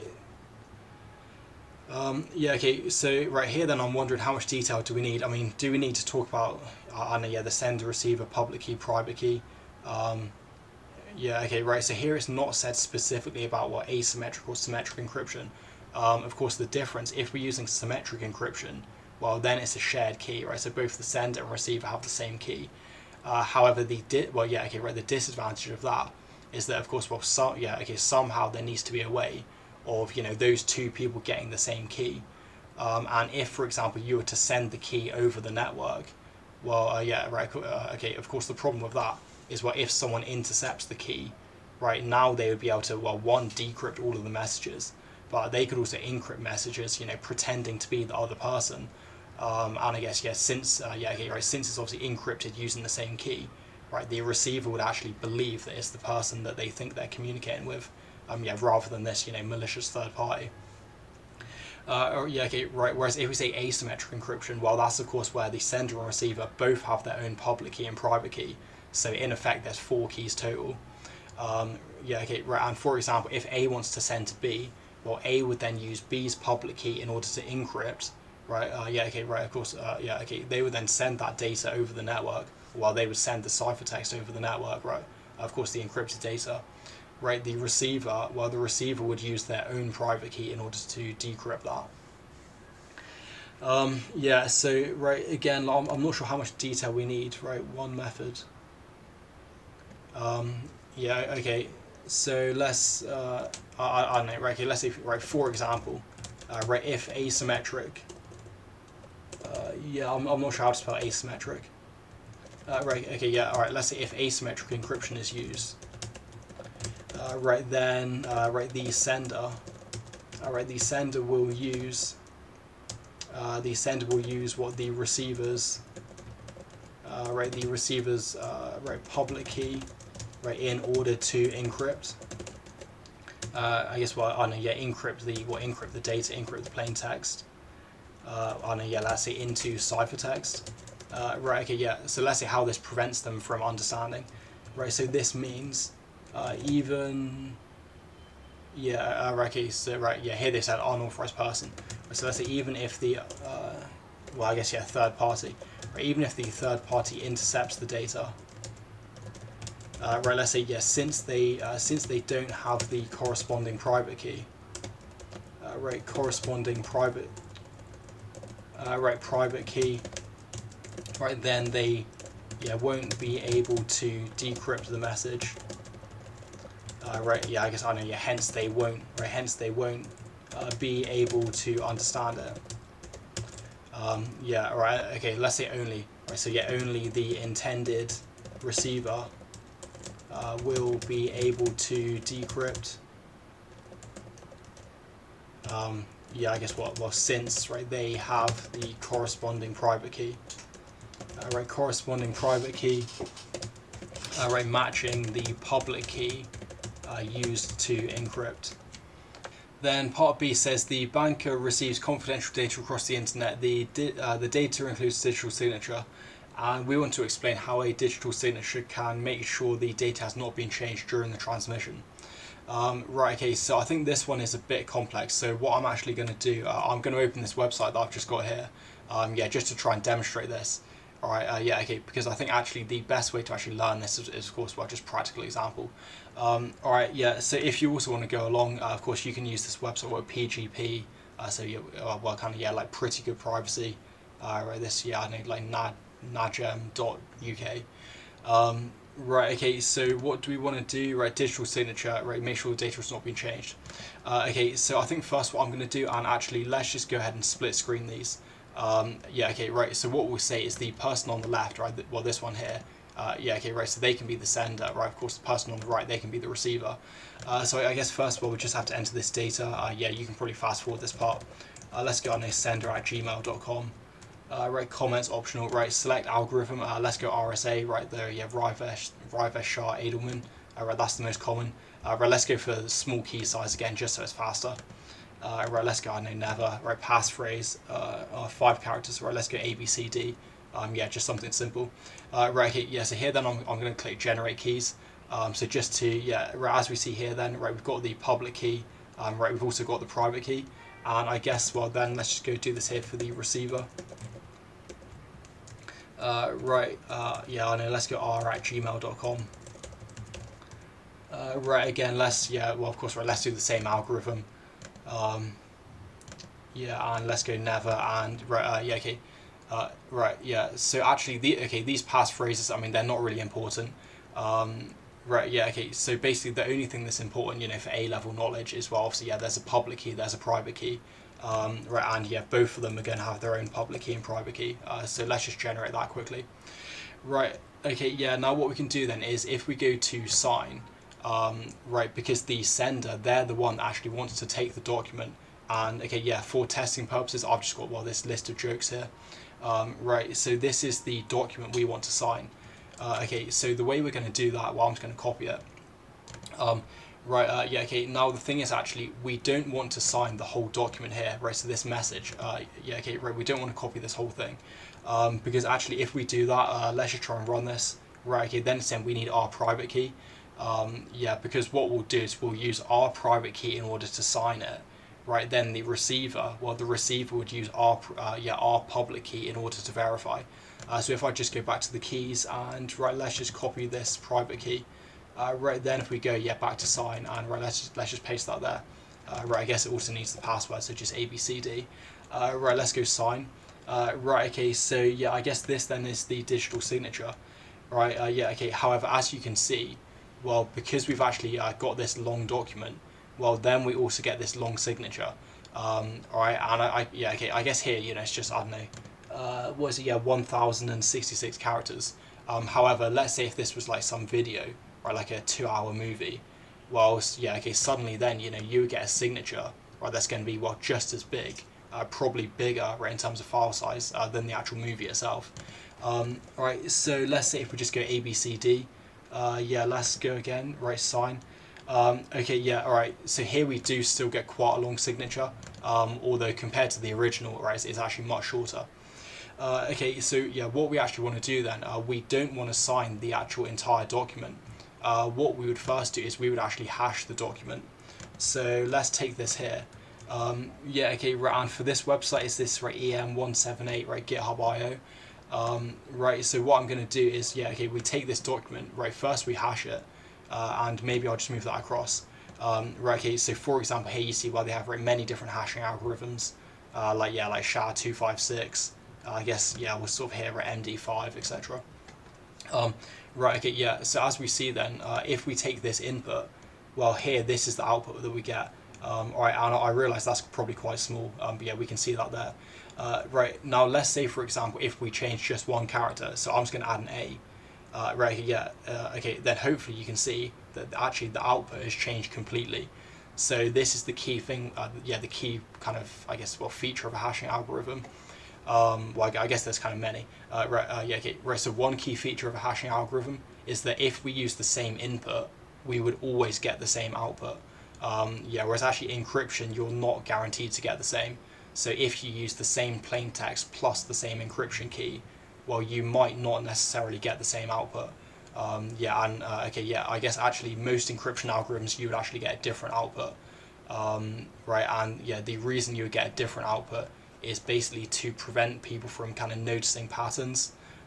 Because I guess if you get a consistent output, using the same key, well, potentially people can kind of like reverse engineer that, right, in order to, yeah, I don't know, sort of find out your key, or at least, yeah, find out, certain parts of your key. Yeah, okay, right, whereas, yeah, in contrast, if we have a hashing algorithm, well, let's just go back. Yeah, okay, so right here, this is the original document. Obviously, yeah, this 8OF, and then I guess, well, let's add something, right, let's go back, and then, yeah, okay, right, so going back, well, then you can see we get the original again. Okay, right, yeah, so that's one key thing of a hashing algorithm, right, the same input is always going to produce, well, the same output, right, and I guess the output they also call a digest. Right, another key feature, I guess, yeah, okay, right, right, okay, yeah, so again, like, not necessarily all hashing algorithms, but certainly the common ones that are used in like practical purposes. Yeah, okay, right. So they're always going to produce the same length output. So here, I guess, well, SHA-256, right, that's going to be, well, 256 bits. And I guess, well, because each character is ASCII is using 1 byte, then I guess, yeah, you could, I don't know, do a division, what, 256 divided by 8, right, that's going to tell you how many characters that is. Yeah, I think, well, that's going to be 32. Right, okay, yeah, okay, so for example, okay, let's say we just have an input of A, right, just 1 character, but then if we go down here, right, again, the output is still 32 characters, or it's still, 256 bits. Yeah, okay, right, so hopefully that kind of makes sense. Right, so what I'm going to do, I'm going to take this, yeah, I guess our original, and then if we go down here, so, okay, yeah, I'm going to copy this, and yeah, can I just kind of split screen that again? Right, so yeah, okay, what we're going to do here, okay, right, so now we're going back to the signing. Yeah, okay, right, and yeah, probably what you can do, you can kind of ignore everything I've said because, well, that's just kind of background knowledge. Right, this is not related to the actual signing process. Okay, so yeah, here then, if we start the signing process right from scratch, yeah, just like forget everything we've done so far, then what we're going to do is we're actually going to take the hash of the document, right, okay, so this here, obviously, again, we're going to use our private key. Yeah, okay, yeah, okay, because if we sign it with our private key, well, that kind of proves our ownership. Okay, yeah, okay, because someone else, they're going to use our public key in order to, well, verify, right, or kind of decrypt it. Yeah, okay, yeah, right, so hopefully that makes sense. Right, that, yeah, okay, so because our private key is matched, right, to our public key, well, then if we sign it with our private key, then obviously, like, yeah, right, okay, obviously it can only be, well, verified, right, or decrypted, right, using the corresponding public key, yeah, which of course we generated here. Right, okay, so anyway, let's go back to sign. And to be honest, if this is confusing, I would say try it yourself. Of course, you can see here on the site, it tells you what you need, right, your private key, right, verify, right, sign as public key, yeah, it kind of tells you what you need. Right, okay, so let's again go sign the message, right, so here then, this is our digital signature. However, what we would do, yeah, okay, right, so, okay, of course, we also want to encrypt the message as well, because we don't want to send the message in plain text, because, yeah, okay, because if we do that, of course, anyone that intercepts it can also read it. So what I'm then going to do, let's go to encrypt. Yeah, okay, right, yeah, and as we can see here, then if we encrypt, well, here we're using the receiver's public key. So let's go here to the receiver, right, let's copy their public key, right, and then, of course, well, let's copy the plain text. Right, yeah, okay, right, so I think here, let's ignore that. I guess this is doing encryption and signing in one go. Let's kind of ignore that. Right, okay, so here, the message in plain text, and let's go encrypt. Okay, right, so yeah, message successfully encrypted. Right, okay, so now what we would do, yeah, so if we're sending this to someone, well, and yeah, okay, right, okay, and to be honest, of course, this is happening kind of behind the scenes, right? So when you send an email, well, for example, this is happening, or yeah, okay, this is performed by your email client if you've like enabled these settings. I mean, yeah, usually you're not having to manually do this, right? Manually copy and paste, right? It's just all automatic. Right, okay, yeah, okay, but then what's going to happen is, right, basically here then the ciphertext, well, the ciphertext is going to be sent. So let's go here. Right, okay, yeah, of course, right, sending this over the network. Okay, right, yeah, okay, so right here then. So what we can do is we can assume that the receiver has obviously successfully received this ciphertext. Well, then, of course, what they can do, right, they're going to use their own private key in order to decrypt. So let's just go here. Right, okay, that's, yeah, okay, here's the private key. Right, so if we go to decrypt, of course, copy that in. Right, I guess it needs the password again. Right, and then, yeah, here if we go decrypt, yeah, okay, and then, right, hopefully, yeah, okay, here we get the original. Right, now the thing is, we actually don't know if this was the actual original document that the person sent. Yeah, yeah, okay, because I guess someone could have, yeah, okay, right. So someone could have encrypted, let's say, with the receiver's public key, but they could have encrypted a completely different message. And of course, they could have sent that ciphertext instead. Yes, okay, right, so this is why we've also sent, yeah, we've also sent the digital signature, which we see here. Okay, so the receiver, right, yeah, okay, right, of course, they've received this digital signature. So here we can copy the digital signature in this. right, then we take the signer's public key, and of course it's the signer's public key since that matches with the signer's private key that they used to sign. So let's just copy this, right, let's paste that there, and then yeah, okay, right, so here we can go verify signature, and right, yeah, okay, right here of course it says verified successfully. Okay, so hopefully that makes sense. That again, right, we can take the plain text, right, we're gonna, well, yeah, one, we're gonna encrypt that, but then we also take, yeah, okay, right, we also take, yeah, okay, right, sorry, okay, we take the hash, right, of the original document of the plain text. Of course, then we sign that, right, using the sender's, yeah, the sender's private key. Right, that can then be verified using, yeah, okay, right, that can be verified by the receiver, but using the sender's public key. Right, yeah, okay, right, yeah, and then what we, yeah, okay, what we really want to do to add like an extra layer of security is basically we would take, where has that gone? Okay, yeah, right, okay, so we would take this decrypted message, so I guess the plain text, right, that's going to be down here at the bottom. Yeah, okay, right, what we would do, and in fact, let me just copy this just to demonstrate in a different window. Right, okay, yeah, so what we would do, we would take this input, right, let's just paste that there. Okay, yeah, yeah, right, okay, yeah, and basically this is the checksum, what, right, okay, alright, so yeah, actually this is obviously hashing, but basically it's the same process as checksum, right, just a different name for it. Right, okay, and what we would do is basically we would check that this output we've got here, right, this, yeah, 8OF, right, etc. We want to check that that is the same output that we've got when we verified, and if we go down, right, yeah, okay, then of course here we see that's the same. So because it's the same, well, that's how we prove that the message has not been tampered with. Yeah, alright, so again, yeah, okay, I think that is quite complex, so what I would suggest is kind of have a go at this yourself. Obviously, yeah, just sign, verify, encrypt, decrypt, right, open it in two windows like this, and yeah, kind of simulate, right, someone sending to someone else. Yeah, alright, okay, and to be honest, also if you're in a class, right, if you're actually with, you know, friends or something, right, then of course you can actually do that with a friend. Okay, so let's try and actually start writing this then. So I think first we can talk what the plain text will be encrypted. Let's say that, yeah, the plain text, I guess we can say data, alright, will be encrypted, alright, by the sender, let's say, right, using the receiver's, yeah, the receiver's public key. Right, let's say also, right, so here I guess is where we want to talk about what making a hash, or yeah, well, you know, creating the hash digest. Right, let's say, yeah, right, okay, let's say, right, this, yeah, okay, right, okay, let's say this ciphertext will be hashed, right, hashed in order to create right, a, well, yeah, okay, right, to create a digest. Yeah, yeah, I think that's okay. Right, so also this ciphertext will be hashed in order to create a digest. Yeah, okay, right, and I guess we can kind of mention like why this is used, right, when we're talking about kind of, well, verifying later. Right, so yeah, create a digest. Right, and let's say, yeah, and signed. Right, using the, right, okay, yeah, using the sender's private key. Right, yeah, okay, I think what I'll say is I'll say why the, yeah, okay, right, why do we hash rather than just, you know, kind of signing the original document.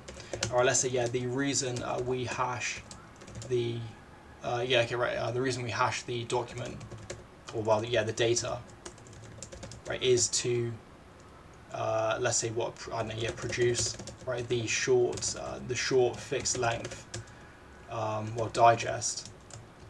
Yeah, okay, right, let's say rather, right, rather than, yeah, okay, alright, okay, yeah, let's say what, rather than signing signing the plain text directly. Yeah, okay, right, let's say, I don't know, yeah, which could result in a huge digital signature. Yeah, I know, right, okay, yeah, let's say, which is, right, wasteful, right, in terms of, well, yeah, bandwidth. Right, I guess, yeah, bandwidth, right, let's say, I don't know, storage space, right, etc. Yeah, okay, yeah, okay, because if you think, right, when you encrypt, yeah, alright, I think always, well, yeah, alright, so either the data is going to stay the same size or it's going to get bigger. I don't really know any encryption algorithms that will actually make the data smaller, yeah, unless you're, you know, also compressing at the same time. Yeah, so for example, if you have, I don't know, some 1 gigabyte video, well, when you encrypt that, I mean, that's going to be at least 1 gigabyte. Yeah, I mean, possibly more, right? So yeah, that's why you don't really want to be creating this huge digital signature. Right, wasteful in terms of bandwidth, storage space, etc. Yeah, okay, right, so then I guess we can say, right, so, yeah, okay, right, let's say what's going to be sent. Right, so the sender, the sender will send, right, the ciphertext, right, along with the digital signature. Right, digital signature. Yeah, all right, and I guess here we can say, well, of course, inside the digital signature, you know, once that's been decrypted, well, that's going to reveal the hash digest. Yeah, I guess maybe we can say that later. Right, okay, along the digital signature, right, let's say to the receiver. Right, okay, let's say, yeah, using their private key, right, the receiver can decrypt, decrypt the ciphertext. Yeah, I don't know, yeah, to get, yeah, okay, right, okay, let's say to get, right, what they hope, yeah, what they hope, right, was the original, right, message. Right, okay, let's say to verify it was the original, original message. Right, they then verify the digital signature. Right, the digital signature. Right, using the, okay, yeah, using the sender's public key. Right, okay, yeah. So let's say why this works. Right, this works. Since right only the person right with the corresponding private key private key could have signed it, yeah, could have signed it, right, for it to successfully verify. Yeah, okay, right, yeah, and also I guess this is something you can also try on the site, that if for example you changed the private key slightly, well then, for example, if you try to verify it, well then you're going to get a like verification error. Yeah, because the public key and private key are obviously not going to have that like mathematical relationship. Yeah, okay, yeah. So this is kind of why this works. That because of course it can be verified using their public key, well therefore it must have been signed, right? You know, using the sender's private key. Yeah, otherwise, you know, the verification process, you're going to get some error. Okay, yeah, then they verify the digital signature. Right, okay, and then I guess we talk about the hash. Right, let's say finally. Yeah, well, okay, right, so finally, you know, if the signature verifies correctly. Right, so finally, right, let's say the receiver, right, can hash, yeah, okay, right, hash the plaintext, right, using the same, the same hashing algorithm. Right, the same hashing algorithm. Right, let's say, yeah, and ensure, right, they get the same digest, right, as sent, as sent by the, well, I guess, yeah, as sent by the sender. Right, okay, let's say if they do, right, if they do, yeah, they can be confident, right, that the message has not been tampered with. Yeah, I guess what, during transmission. Yeah, I think that's okay. Yeah, all right. And again, I mean, it kind of depends how much detail, right? But you could say, what, since the same input should always hash to the same output. Yeah, yeah, okay, all right. And to be honest, I think people are familiar with that, because yeah, also if you've done IG, right, then you should remember checksums, hopefully. And then yeah, actually, right. So this is the next question. So the data that transferred can also be verified using a checksum. Explain how data can be verified using a checksum. Okay, so let's just kind of explain what we said again then. Right, let's say the sender, right, the sender can, well, I guess, yeah, take the plaintext. Yeah, I guess, okay, right, okay, let's say take the data, well, and run, yeah, let's say, and run it through, right, a checksum algorithm. Right, okay, yeah, this, yeah, okay, right, okay, let's say, I don't know, yeah, to produce, well, yeah, to produce, well, the checksum, yeah, or I guess if you're talking about hashing, right, to produce the digest. Yeah, okay, right, to produce the, well, yeah, the checksum. Yeah, okay, right, yeah, and to be honest, some people might think, well, what's the difference between a checksum and a, you know, hashing algorithm?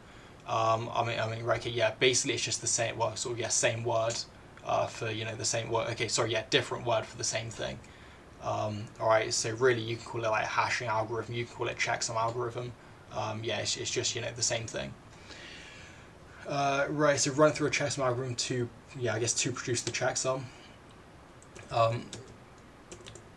Right, okay, yeah, let's say right this will be sent right along with the data. Right, let's say when the receiver receives it. Right, when the receiver, well, I guess, yeah, gets it. Right, okay, they can use the same. Let's say they can use the same checksum algorithm. Right, the same checksum algorithm. Let's say let's say on the data they received. Right, and let's say we'll ensure that ensure the checksum, right, that they generate,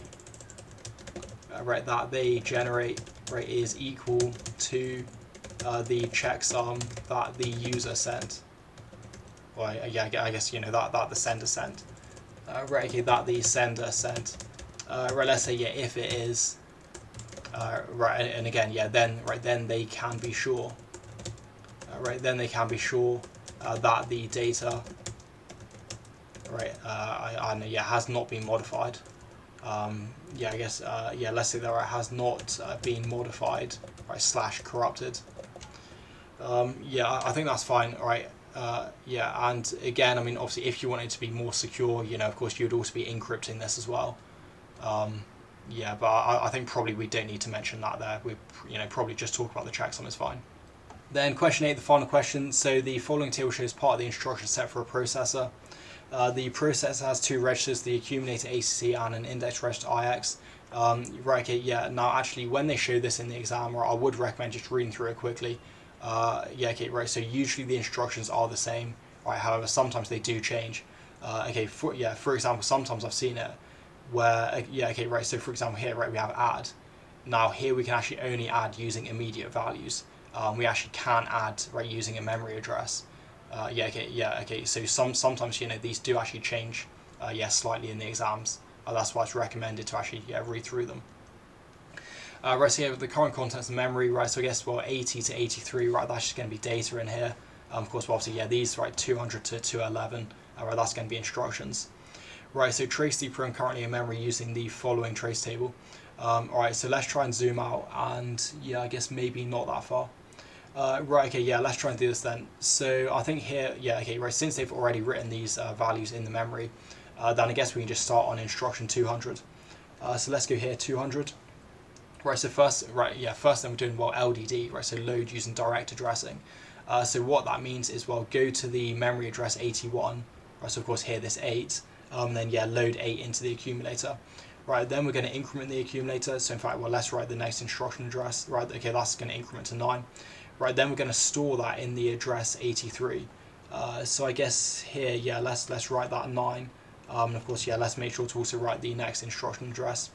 Right, then we go to 203. So here, then we're going to write LDI 82. Right, so if we say LDI, that's going to be load using indirect addressing. So what that means, yeah, okay, right. So here, okay, yeah, here then we go to the contents of, right, okay, let's write the address first. Right, okay, yeah. So here, right, we do LDI 82. So what that means is, well, okay, go to the address 82, right, but then actually, yeah, this is the address we load from, this 80, right, so in effect, that's going to be 10 that we're loading in here, right, and just to explain that more, okay, yeah, right, so, okay, when we say, when we say LDD, right, so LDD is going to be the single brackets, for example here, right, this LDD 81, if we're using register transfer notation, right, that means the single brackets, all right, yeah, okay, so, right, yeah, basically load the contents of address 81. Right, when we're saying LDI, right, that's going to be the double brackets, so that's going to be like this. Yeah, okay, for example, this, right, LDI 82. Okay, so first that's saying, yeah, okay, right, first we need to go to the address 82, right, load those contents. When we've done that, well, I guess here, right, those contents are 80. Alright, yeah, okay, so what we're doing is, right here, then we're kind of removing those kind of inner brackets. Alright, then, of course, here we have, well, still the outer brackets that we need to do. Right, so of course here that's saying, well, load the contents of 80. Right, which of course, well, here we see that's 10. Right, so then we want to go 204, and right, we're going to compare that with the contents of address 83, right? So of course, while comparing the contents of the accumulator, which is 10, yeah, with the address 83, or well, the contents of address 83, right, that's going to be 9. Right, yeah, okay, that's not going to be equal. So then when we try 205, well, jump if equal, right, of course, that's going to fail, right? Okay, yeah, so here then we're just going to go to 206, right? We're not going to jump to 209. So let's go to 206, and right, that's going to be LDD 83. Right, so load the contents of 83. So that's going to be, well, this 9 here.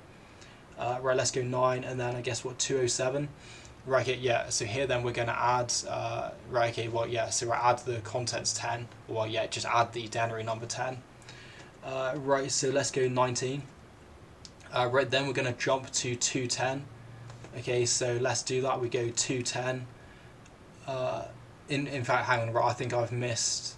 Yeah, okay, right. So I think here, let's maybe write that. Let's go 208. Right, that's the jump instruction. Right, then we can go 210. Right, so then we're going to store that in 81.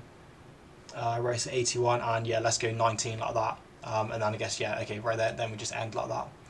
Alright, so what I'm going to do, actually, I'm going to try and demonstrate this in the asmcode.pro. Yeah, okay, right, now if you've not visited this website, well, yeah, just asmcode.pro. Right, so what I've done, I've just copied that here, and right, I guess actually we need to set the start address.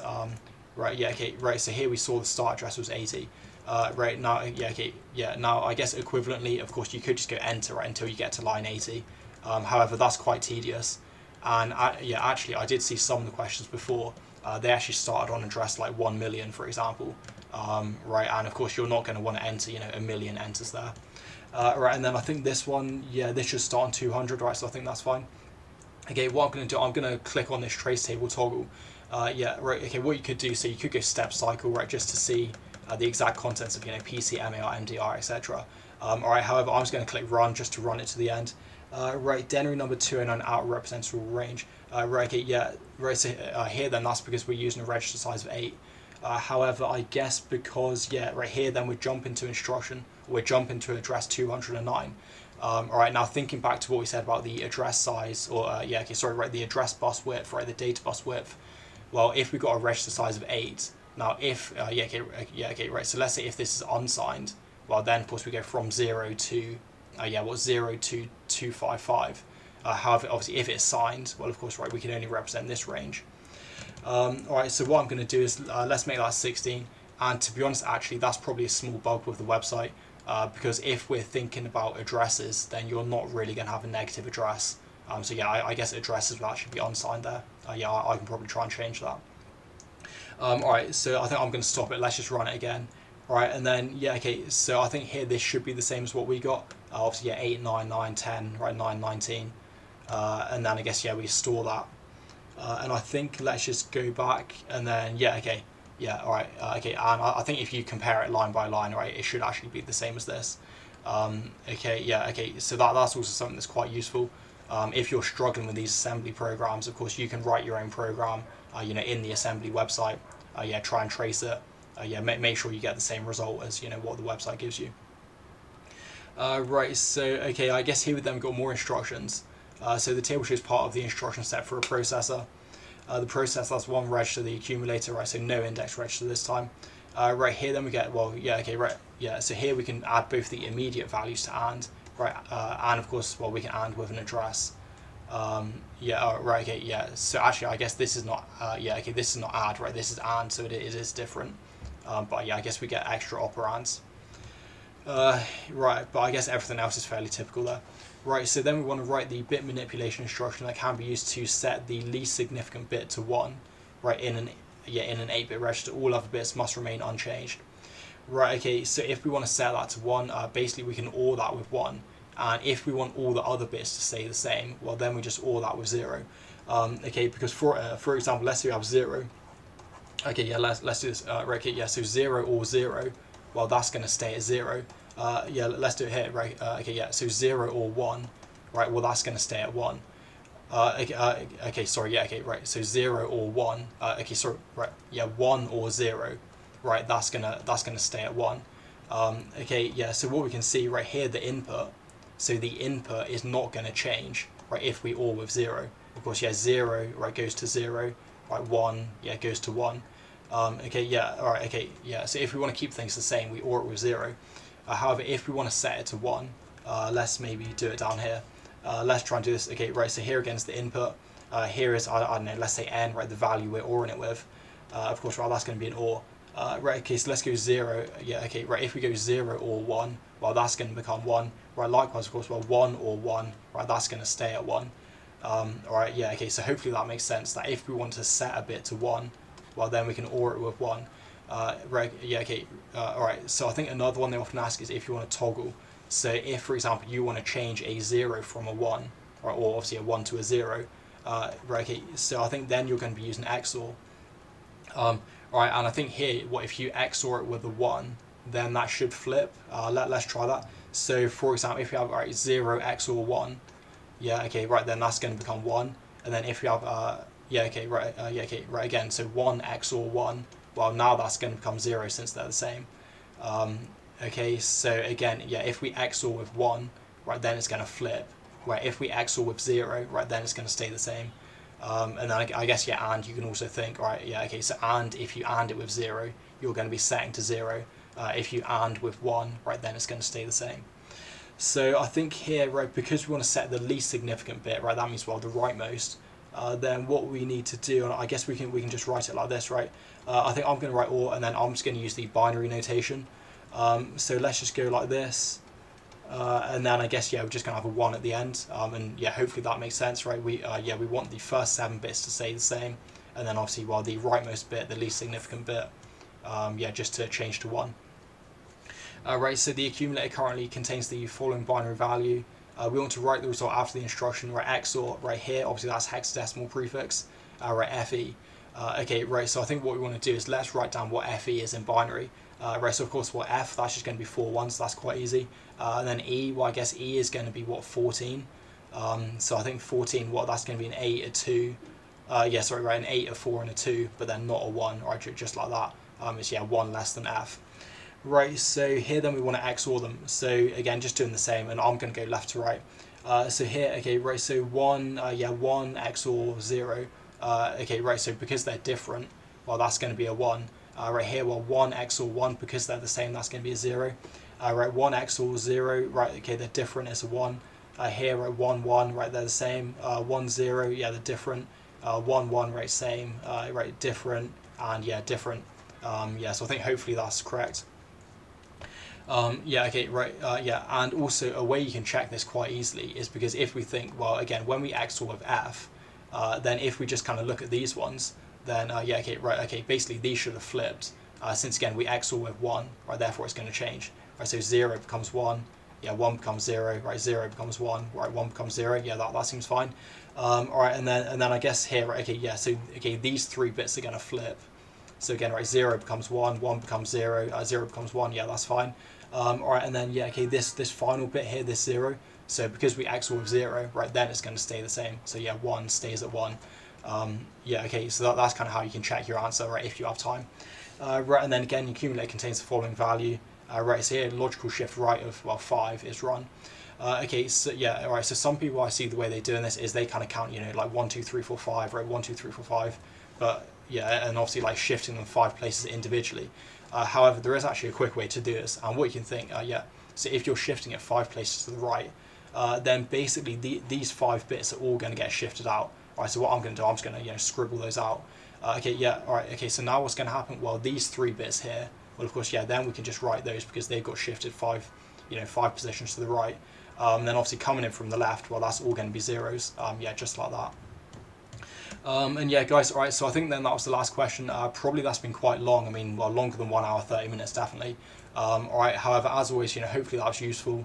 Of course, yeah, again, right, so you can, of course, try like try the digital signature, the encryption, yeah, the assembly, the Boolean logic, right, try all that stuff yourself. But yeah, okay, right, as always then, hopefully the video is useful, and I'll see you again in the next one.